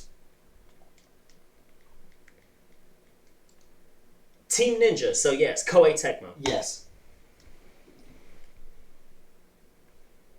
So it's a Warriors game. Who published it? Nintendo. Okay. Yeah. I could have sworn that was published by Square too, but no. Whatever, it's bad. No. They only did Avengers. Producers Peter Rosas. Shouts out to Combo Fiend. For real though. He left Capcom to go to Marvel Games to make sure MVCI would never happen again. Even though it's still Marvel vs. Capcom Infinite. Yep. Why was that so bad? Look, there's a whole video we can watch after this podcast. Okay, well, okay. I'll watch it with you. All right. But yeah, what else is there to talk about besides Remind? We've spoken about enough Remind. Have we though? No, we haven't. Yes, we have. Yeah, we have. Yeah, we have. Every go watch the Remind for Remind. We've spoken about Remind. The only thing new, because we already talked about playable Kyrie. We already talked about playable everybody else. The only thing new from this trailer has been being able to do things in the Skylight Kylum is explorable. Skylight Kylum, yeah. And we can explore that. You take Kyrie to the infinite Azure. Just say the final world. No. Hold on. Nah. Infinite Azure. You take her to the infinite Azure. Shut the fuck up. And yeah, actually, nah. No, and we also got to see a new boss fight. It looks like it's a team boss fight. And Yozora for some reason. Yeah, Yozora's in there at the end because he's probably going to be a fan theory. This is one of the more popular ones. That you know how there's world lines in KH3 now, right? Yeah. So the theory is that he's Sora on a different world line, and they're basically the same type of hero, but he's in a more grimdark Final Fantasy setting. Yeah, he's Noctis. And yeah, so they'll swap places. or he'll fight him because he's his counterpart because they echo each other's like the first lines of dialogue from the first game. Yeah, because they said it at the same time. They're like, oh shit, and that was like the big oh fuck Nomura. Zora means night sky, and Sora just means sky without any indication of what time of day it is. Sora got a new model. That still doesn't explain why Sora pops up in Shibuya, but I guess I need to. You need to play finish my. I was about to say, I guess I need to finish the post game on World Ends with You to figure that out. Because apparently that gives it away, like in the final remix version. Sort of. Read the reports. No. Just read the reports. That's all you need to do. Nomura loves the secret reports. I want to do my 10-pin first. I fucking hate that game. Doing my 10-pin tournament, bro. I hate 10-pin. Be the next Blade Breaker. Anyway. Fucking passion for fashion. Wow, that actually brought back a lot of memories. Yeah, it did. Brats. Stop doing that. I made myself gross. What else? You know what's gross? We both beat Pokemon. I was going to say, what's gross is putting your KD behind a $20 paywall. So Call of Duty's newest DLC adds the feature. Adds the taken away feature because it was present first, then it got taken out in the patch. Now the feature can be restored for $20 to view your kill death ratio when playing. It's fucking garbo. After this whole no season passes, all paid DLC will be cosmetics. I guess stats are cosmetic. Yeah, it's something. It's a hood cosmetic. You look at it. It's something pretty to look at while you play. Oh God, I can't believe. I can. I definitely can. Well, it's just so shitty. It is because like, first off, like, isn't that like integral to gameplay for like kill death ratio? Well, for hardcore gamers. It's definitely something. It's definitely something you need. Yeah. I mean, yeah. No. Yeah. Yeah. Yeah. Yeah. Yeah. Like, there's no getting around it. Like, you need that if you're gonna want. Unless you just want to like have like a tracker on your own through third-party software. Which why the fuck would you? It's doubtful. I mean, you can keep up with the score just as easy, but it's like, it's something that's been in the game, like, forever. And it has even been in this game. So why would you take it out, you know what I'm saying? Yeah. No, I understand. I just... $20, what else is in it? Besides cosmetics, obviously. That's a good question. Should probably look this up before reciting headlines. We're committing a cardinal journalism sin. No, not really. Well, not a super important one, but you know. They eat it up. We were in this for clicks.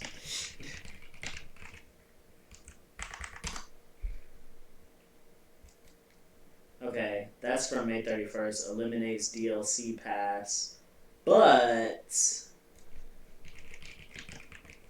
kill death ratio. Eliminates what?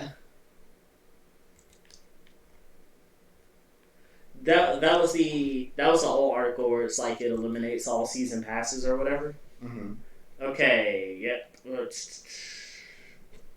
Yeah, kills, assists, and deaths during a match. Launched without a visible kill death count in most modes. Players immediately ask for it to be implemented. So they asked for this also, and it's like, okay, yeah, cool. DLC. Mm-hmm. It's certainly not a major difference, and a thoughtful player should be aware enough anyway, but it goes a little bit beyond just being cosmetic. Yeah. It's not fair. Also, a feature like this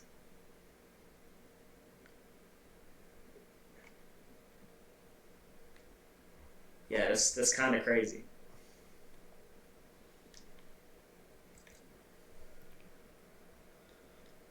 I also do not think that it is fair. Joker got re-announced with a new look for Mortal Kombat 11.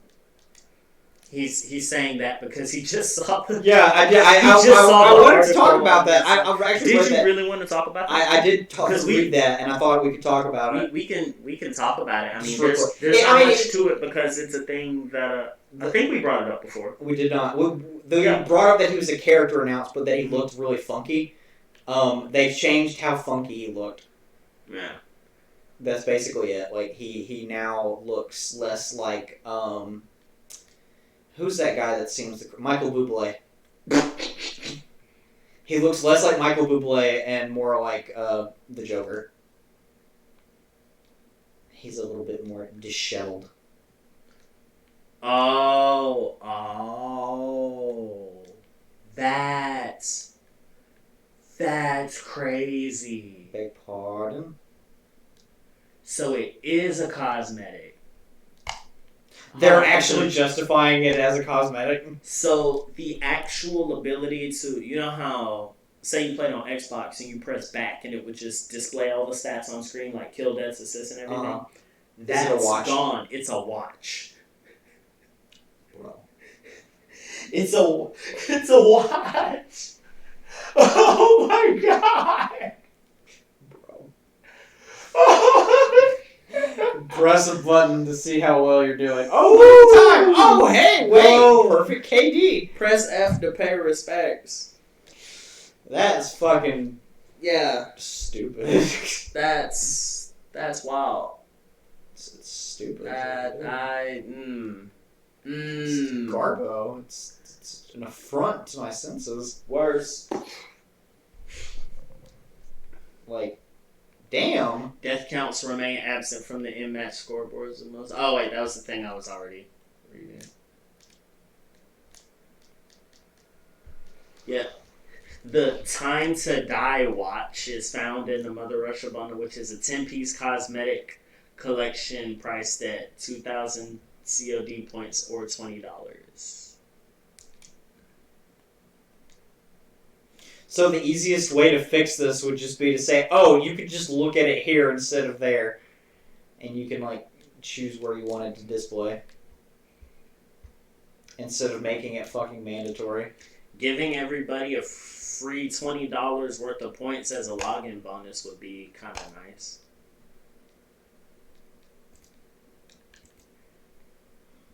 Or not having people pay for it at all. But hey, you know. Well, what do I know, right? What do I know? Nothing. What else we got? Pokemon? I'm like playing Kingdom Hearts 3 over here. Yeah, it's like, wow, jeez. Yeah, so we played Pokemon. Yeah, we both beat Pokemon Sword and Shield respectively, actually. By the way, I need some Pokemon from you. I don't know how you're gonna get them. I'm version exclusive, my boy. But yeah, George actually watched me beat the champion. And it was painful. It was painful because I do the whole hopefully my team's balanced enough for this fight. It's not. It's not. But he had the answer, and he sat on the answer, and he ain't do the thing. I'm like, bro. I had a really tough time with Charizard. My team was not geared towards Charizard. Okay. I had a Palpitoad, though. Okay. I'm not a Palpitoad, it's Seismitoad. Palpitoad. But it was a lot of fun. What did you think about the game, though, as a whole, though? I thought it was a pretty good game. That said, I will only say that it's pretty good. There's still a handful of things I can't justify. Like, what did it make on IGN? Huh? What did it make on IGN? I freaking know. We got like a 9 something. It does not deserve that 9. A low 8, high 7, perhaps 7.8. Too much water. It's been named to death. Not enough water. Honestly, yeah. Condensed water. Oh, that's the guide. Can I get a review? 9.3 out of 10. Yeah, it does not deserve that. And I say that purely because as much as the quality of life changes have made life easier, they need to be better implemented, I think, in terms of world structure, because I think that's the biggest problem I have with the game is netcode and world structure. Because the pacing is fucking atrocious, because the world structure is atrocious, because we're losing that in-between time between gyms, and we're condensing them down, and that was my problem I had with Sun and Moon, is that the in-between time between gyms where you actually explore and find things is getting shorter and shorter, and their answer to that was to make the wild area that you could come back to and you can find things. Well, the wild area is basically just a giant safari zone. Now, if you had, I don't know, dungeons and locations and things like that that you could explore, and more trainers in the wild area that weren't other playable characters, you know what I mean? Mm-hmm. Or you could have the record mix thing, like what they did with Gen 3. Yeah. Where you just like meet people, and then if you choose so, like you can like implement their teams as like enemy teams that you encounter in there, that you have the option of challenging. Yeah, I remember. They're kind of like when you mix records and went to somebody's secret base in the Gen 3 games. Yeah. Yeah. That would be cool. I feel like the wild area needs some more content besides just, here, go walk around and catch things like ad nauseum. And it did become ad nauseum because I only went to the wild area to grind. And to maybe find something special. If I found something special. But yeah, netcode is a big problem. George and I both had the issue where we were just riding on our bikes and the game just froze. It just gave up and had to restart. And I lost like an hour and a half worth of progress. My game restarted when I went to talk to Sonya for the first time, which I don't think that's a netcode problem. Like, for you, probably more so in the wild area. Yes. Because if you're connected to the internet, you just have stability issues. Yeah, I just had stability issues. But you're probably more subject to all of that mess from the players having to generate and then raids and all that kind of thing. Yeah, pop-in textures are bad too, but that's been said to death. It's a really good game, and I really like the structure, and I like the encouragement of like leveling up and raising different teams, and I love having the box accessible. That's my favorite new feature, is being able to just access your box at any given point, like except within gym challenges. I love it. It's fucking amazing, but on that same token, like you have to be able to like balance that out with other like meaningful content, because like I tried some of the post game. I did the whole post game episode where you catch the legendary, and by the way, Hop kicked my ass the first time. Like I actually like had to do that fight again, bro. Because I just didn't go grind. None of my Pokemon were like anywhere near high enough for that excursion. But it just needs more stuff, and they'll probably fix it in a 2.0 version, and like give us like a Sword and Shield 2 or some shit like that. But I don't want that. I want them to do it right the first time. Yeah. But this is also like an exploration into what they can do with the Switch, just like Let's Go Eevee and Pikachu were. And I understand that, and I respect it. I don't like it. But they just... a solid 8, if not a 7.8. You feel me? I do. But the Pokedex was fine. I thought the Pokedex was one of the best I've seen in a long, long time. Really now? Yeah, I think that the Pokedex balancing and who they included was perfect. I would have wanted a Crobat, and I would have wanted. Oh God, there was another one that I can't think of, but. Well, yeah, because Crobat's your favorite, right? Well, Crobat, yes, Crobat's my favorite. That's the conversation we had in episode 61.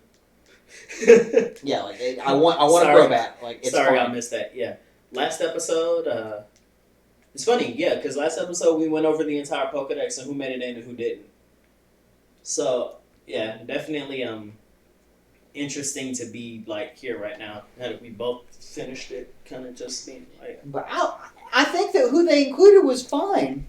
Like, honest to God, it could really use some legendaries from other games.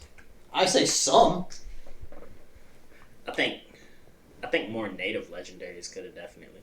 I know they probably, emphasis on probably, didn't want to oversaturate the game with native legendaries, as games have been privy to do so. Like they did with Sinnoh. Oh, God. Sinnoh and Unova, both. Because I think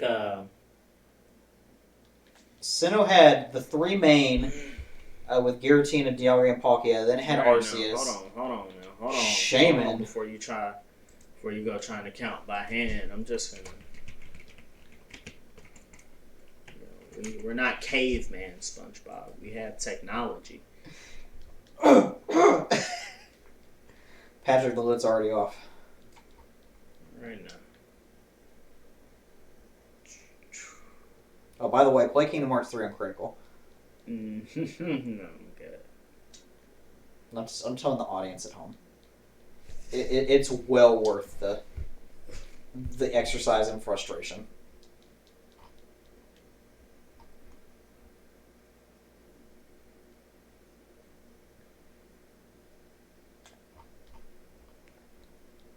Who was it? Was it 4?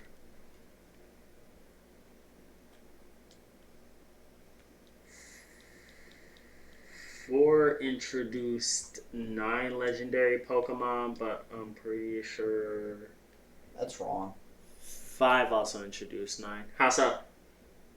Okay, let's look. Oh, really? I'm not talking about available to catch. I'm talking about just new legendaries introduced. Really? Just 9?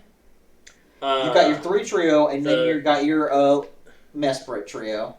And then you got Cresselia, Darkrai, Regigigas, Arceus, Shaman. Hold on, let me see. Hold on, this is weird. Okay, Lake Trio, Creation Trio, Cresselia, and Heatran, Regigigas. They're one. Why is Darkrai not in this section? Oh yeah, Arceus and Darkrai are not there Arceus. either. That's and Shaman. Huh. That's like a 12. I think they're going by what you can catch in game and not event Pokemon. Don't forget Manaphy. That's fair. And Fione. That's Fione.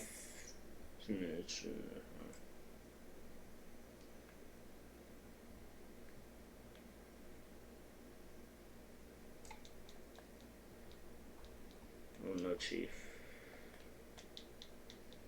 Yeah, Gen 4 was disgusting with its legendary count. Sun and Moon, too, because Ultra Beasts are legendaries. 5 still felt like... I don't know. I don't know why 5 felt so overwhelming to me. I think... It was them damn dogs. And then that one augmented reality game, the Pokemon Dream Shooter or whatever, that you had to find tornadoes. Yeah, with the Ultra forms for tornadoes. The Therian forms. Uh-huh. Okay. Well, I'll do it like this. Okay. Uxie, Mesprit, Azelf, Dialga, Palkia, Heatran, Regigigas, Giratina, Cresselia, Fione, Manaphy, Darkrai, Shaman, Arceus. That's 14.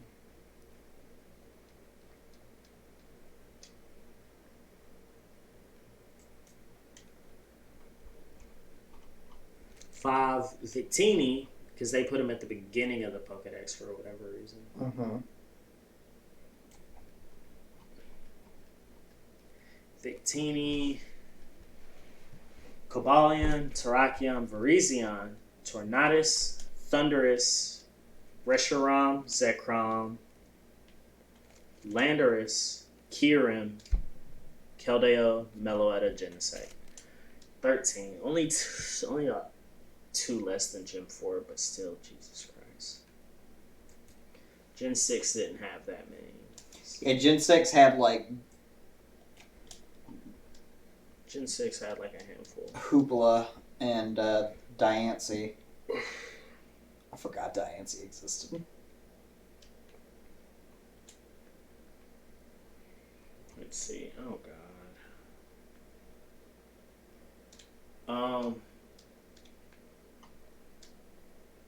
Would Cosmog and Cosmoem count? What?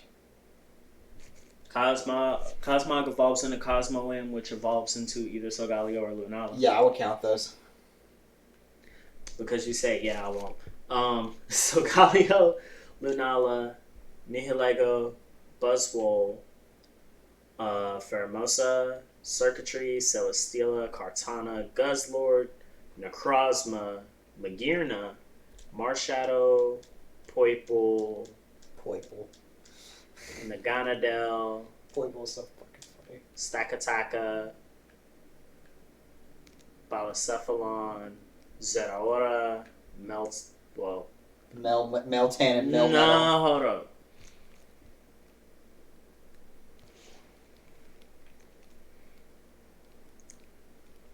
It's no fair. Meltan on like some mute-ish.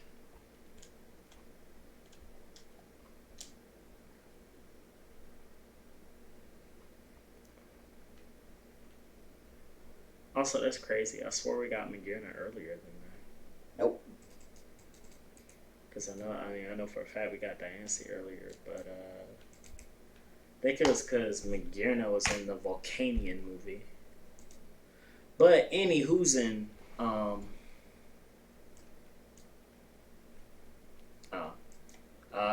that's why there's no clickable link for that.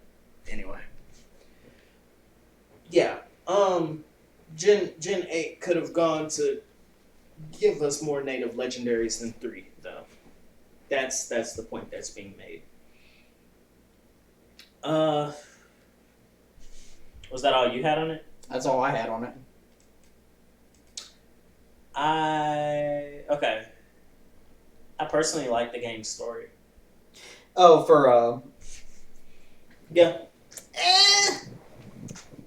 I did. I like the characters in it. It was different, but I mean, like, I like the characters in it. I just feel like the story was half-assed. It was thrown in. Well, I'm not saying it was phenomenal, but I do like it. I like the concept they were going for. At least it could have been fleshed out a little more, like the legend with the 2 heroes and the Darkest Day and everything. Mm-hmm. But even outside of like world-ending calamity, it's like, all right, cool. You're endorsed by the champion to do this challenge, and you gotta run around with your rival and meet up in bracket at the end. Like, it felt like the anime for once, kind of, sort of. Mm-hmm. I like that. I like the whole league aspect of it. And like that was a lot of fun. Yeah. And everyone else being like, well, I'm an enter because I want to beat Leon and become the champion. It's like, gym leaders aren't just content doing what they're doing. It's like, hey, yeah, kind of want a piece of the pie, kind of want to be champion, kind of want all them sponsors. Esports. It's in the game. Yeah. Wait. No. Just E, not EA. No, not EA. Oh, it's like it. Yeah. But I think that's about it. I was gonna say I wasn't even done. Dang. Oh, dude. go ahead. Wow. I thought you were done. No, all I said was I liked the story, done. and then you interjected, and then was like, I thought "Well, you were yeah, I think done. that's a podcast," and it's like, "Well, go on ahead with your bad self. We got opinions. It's insane. Sure. I hate the wild area. Like, I don't like the wild area that I'm gonna much. say it like that because I don't like how you can so easily, like, when you want to explore, there's so many Pokemon that you can't catch. I hate that they're locked behind levels. And I understand that's to balance out the game, but need. That's the point of collecting badges, right? Like, they won't listen to you if they're a certain level. Well, that I was fine with. That was literally whatever to me. Like, I thought that was most of the stuff I ended up catching. Like, by the time I could catch it, most of the stuff I had ended up catching in the wild area was evolved forms of like stuff I had already had, and depending on what it was, I had already leveled up. I had no qualms with that. You're connected to the internet. Let me generate everybody in there at the same time to make it look like you're out there with people, even though you're not really, seemed kind of needless. I know it was like this big vast area with the free control camera and everything, and they wanted to make it feel like, you know, you were all just out there. I would have been better with them just like sticking NPCs out there. Yeah, that would have been a lot of fun. And like I said, like, I would have been fine with keeping the wild area isometric, if need be. You know what I'm saying? Just because. And my biggest thing is that, like I said, content, dungeons, towers, caves. This game didn't have dungeons. It had 2 caverns. Well, 2 caverns. I'm not. That's part of the fun of Pokemon. I think it's an RPG. You go and you explore places. You don't just go into fields and into mines. Twice. I'm not gonna dive too far into stuff that could take more development time because, I mean, they didn't have it. And they know that was something that was going to be lacking one way or another. And I get that too.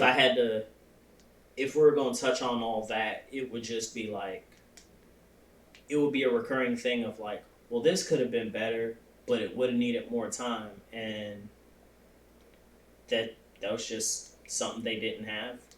I guess for whatever reason, they weren't allowed to delay.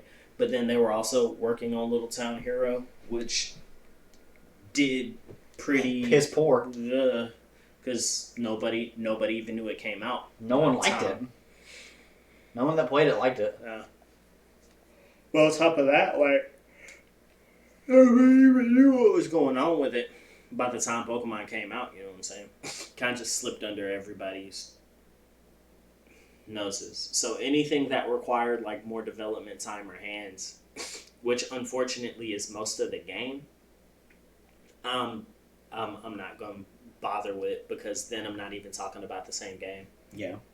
That said, like, I'm still going to say I don't like the wild area just because of the point of trying to like generate players out there. Like, stick some NPCs and like save the random pop-ups for like maybe the roaming Pokemon, and then keep it at that, because it was a bit of trying too much. Like, that's something they more definitely could have pulled back too, on.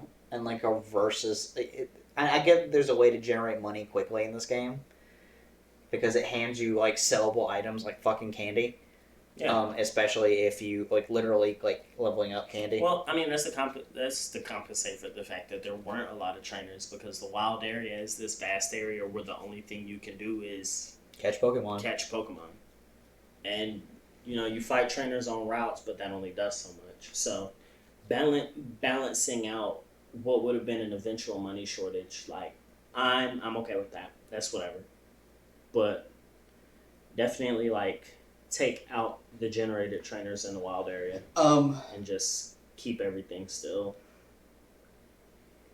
The removal of moves, like we talked about last time, like return and frustration. I looked at the list. Some of them didn't matter. Some of them were for balancing. Obviously, like heal order. That was necessary. I don't think they should have took heal order. Vespiquen was the only thing that could use heal order. I don't even think Vespiquen's in the game. It is. It is? It is. Okay. You find it often. Alright. I don't find it often in my version, so. Like I haven't I haven't seen it. I'm also gonna look it up because you swore up and down by something else too, and it turned out to not be the case. So I'm about to check B-Rye real quick, just so I'm for certain. You checking if it's in the game? Yeah. I have it. Okay. I own it. All right. I just gotta check. You never know what you. Don't look at me like that.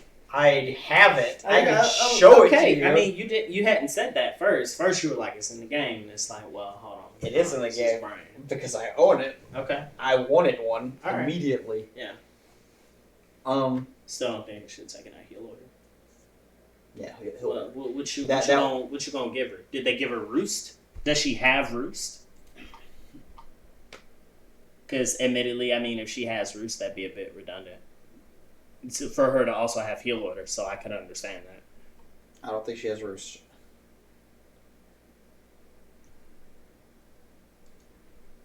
What the heck? Special defense stat. Oh no, baby. What about Palm Puff? Puff? She got Giga Drain. That ain't finna do nothing. Yeah, no. Without heal order. Vespiquen becomes useless.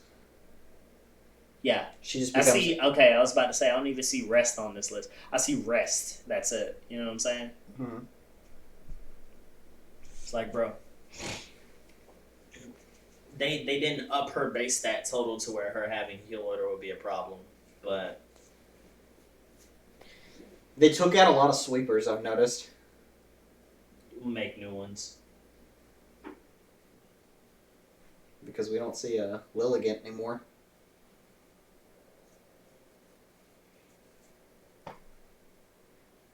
It wasn't that deep with Lilligant, Brian. I really like You're Lilligant. salty. I loved Lilligant. And you're within your rights to be salty, but... They do have Aegislash, though. Yeah. Aegislash is fine. Aegislash is great. Yeah. Nah. I have no problems with the Pokedex. There's a lot of stuff I wish I could catch, but for what's in there now, Jolteon's still in the game, Weavile's still in the game, Hitmonlee is still in the game, Hitmontop is still in the game, Venusaur is still in the game. Venusaur. Albeit not readily available. They found the Bulbasaur line in the data mine. Mm. Yeah. It'll probably be DLC. Meltan and Melmetal can be in the game. So you know what I'm saying? So I ain't tripping. Nah. About the decks. Wildair for sure. I like the league structure. I like the story. It wasn't the best, but I like the story. Competitive accessibility went up.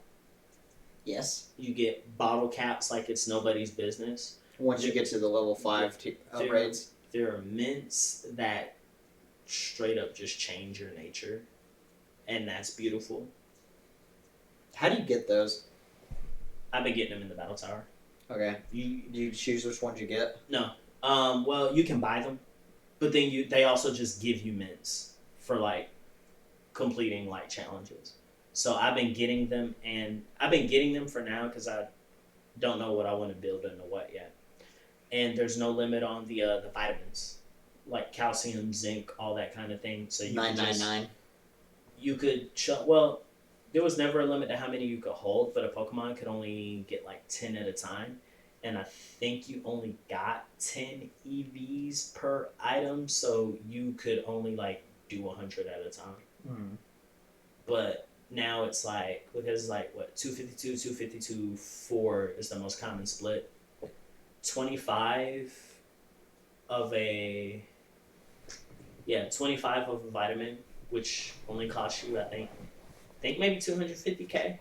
But at the rate you make money in that game, that's nothing. Yeah. As long as you do Gigantamax raids consistently, you'll make money. So yeah, competitive accessibility is dope.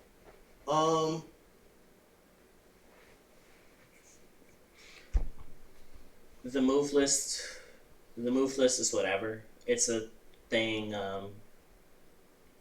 it's an adjustment. I guess being used to things getting wiped off the face of the earth in fighting games is whatever. I don't like Dynamaxing. It's whatever. And it's really, I don't use it a lot. With Smogun's recent ban of Dynamaxing, I'm like, well, dang, that's unfortunate. What's the point? It really does seem like they just play it straight. It really does seem like a unpredictable. I think part of what it was with Smogun, I didn't read the write up. I'm still looking for the write up, but people in the replies were saying that like, well, it's understandable because it's a bit of a unpredictable mechanic and something more geared for doubles than it is in singles. So if it ends up getting like maybe suspect tested, unless it's already been suspect tested, and ends up in a situation where like it's fine in doubles but not in singles, I could see that happening, just because of how it works. Fine in singles but not in doubles. Fine in doubles but not in singles. Well, because in singles, like it just sweeps. Yeah. If you do the proper setup, you can sweep with a Dynamax. That and it's also like hella committal. What? You can't swap out like. Oh yeah, if you swap out, you lose it. Swap out, you lose it. Whereas people use it in doubles for their setups because moves like Max Lightning can set terrains. Moves like, Max whatever can set up weather. You know what I'm saying? Yeah. And there can be multiple weather conditions at a time, which kind of fucks with me. You can. You can have grass terrain and something else. Terrain's not a weather condition. Terrain is a terrain. Good point. Terrains operate separately of weather. Good point. Yeah, which is why you can stack them. And that's why you have like specific items like terrain extender, but then you have items like damp rock, heat rock, that kind of thing. I don't like it because between examining it and then looking at like Gigantamaxing, it only aims to serve the purpose that like gimmicks before it were already doing. And I suppose like people could try to justify it with like, oh well, now it's consolidated, or oh well, this and that. If nothing changed, what's the problem? And it's like, well, if nothing changed, why do we change? You know what I'm saying? Mm-hmm. It's like if it takes the same amount of, which I understand from a gimmick, you got to make something fresh. You got to get it in the hands of people who like don't play competitively. It's whatever. But I guess I can't help, and I mostly blame fighting games. I can't help but think about it in that kind of regard, to where it's like, well, if it takes as much effort to Dynamax, use Max Lightning, get electric terrain out, hold a terrain extender and everything, why did we lose Tapu Koko? Yeah. Who does the same thing, like maybe even easier. Because he did it easier. A lot of Pokemon lost their utility when they lost their Z moves, and didn't gain that utility back even when Dynamaxing. But Komodo, who lost his signature Z move, was given a new move to replace it because it was that hot. And it's like, he gets it, but nobody else does. Komodo? Komodo had a Clangorious Soul Blaze, and it was Z move, use it one time, and like I think all your stats increase, or just attack, special attack, and speed. Mm-hmm. So when you use clanging scales and you suffered the stat loss, you would just level back out, but you'd also get that boost on using clanging scales. Now, Komodo has a move called Clangorious Soul, where you get the same effects, but instead of using up a Z move slot, it's at like a 30-year health. Which, I mean, I suppose, yeah, that's balancing, but, that's something he got that not a lot of other mons got, you know what I'm saying? Yeah, to make him viable still, like, competitively, because he's a pseudo-legendary.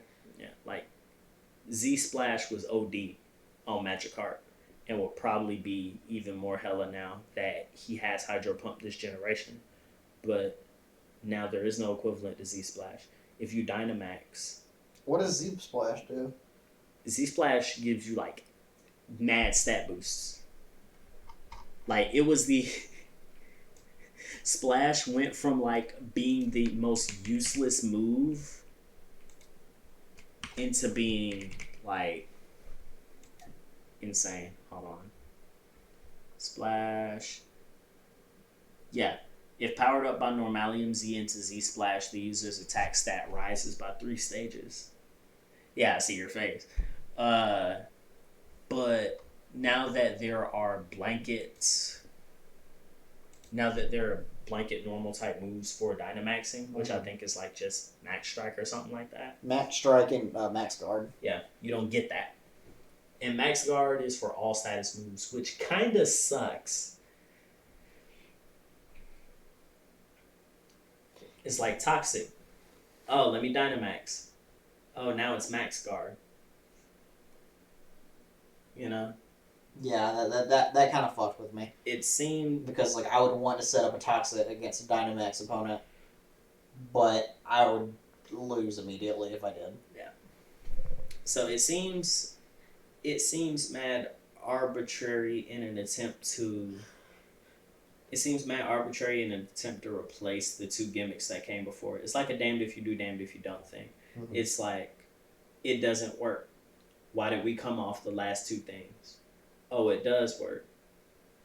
Well, all that it shows is that we could have kept the you know what I'm saying? Yeah. Because that way we could at least still have it matching, but like not at a loss. Well, I do think that's a stream. Is it because you're looking at the time? I'm looking at the time, but also I have to wash clothes. You do have to wash clothes. And I have to go to the store tomorrow now. Of course. Y'all get to hear me talk about Fire Emblem another time. Alright, ooh, that's a text message, and that's work. So on that note, bye everybody. Bye everybody. Thanks for coming out. We'll see you again soon. After Christmas. After Christmas. After Christmas. Maybe on Christmas. Not Christmas. Y'all gonna see me the day after Christmas though, cause I gotta work. Peace out. Yeah. Play some Skullgirls.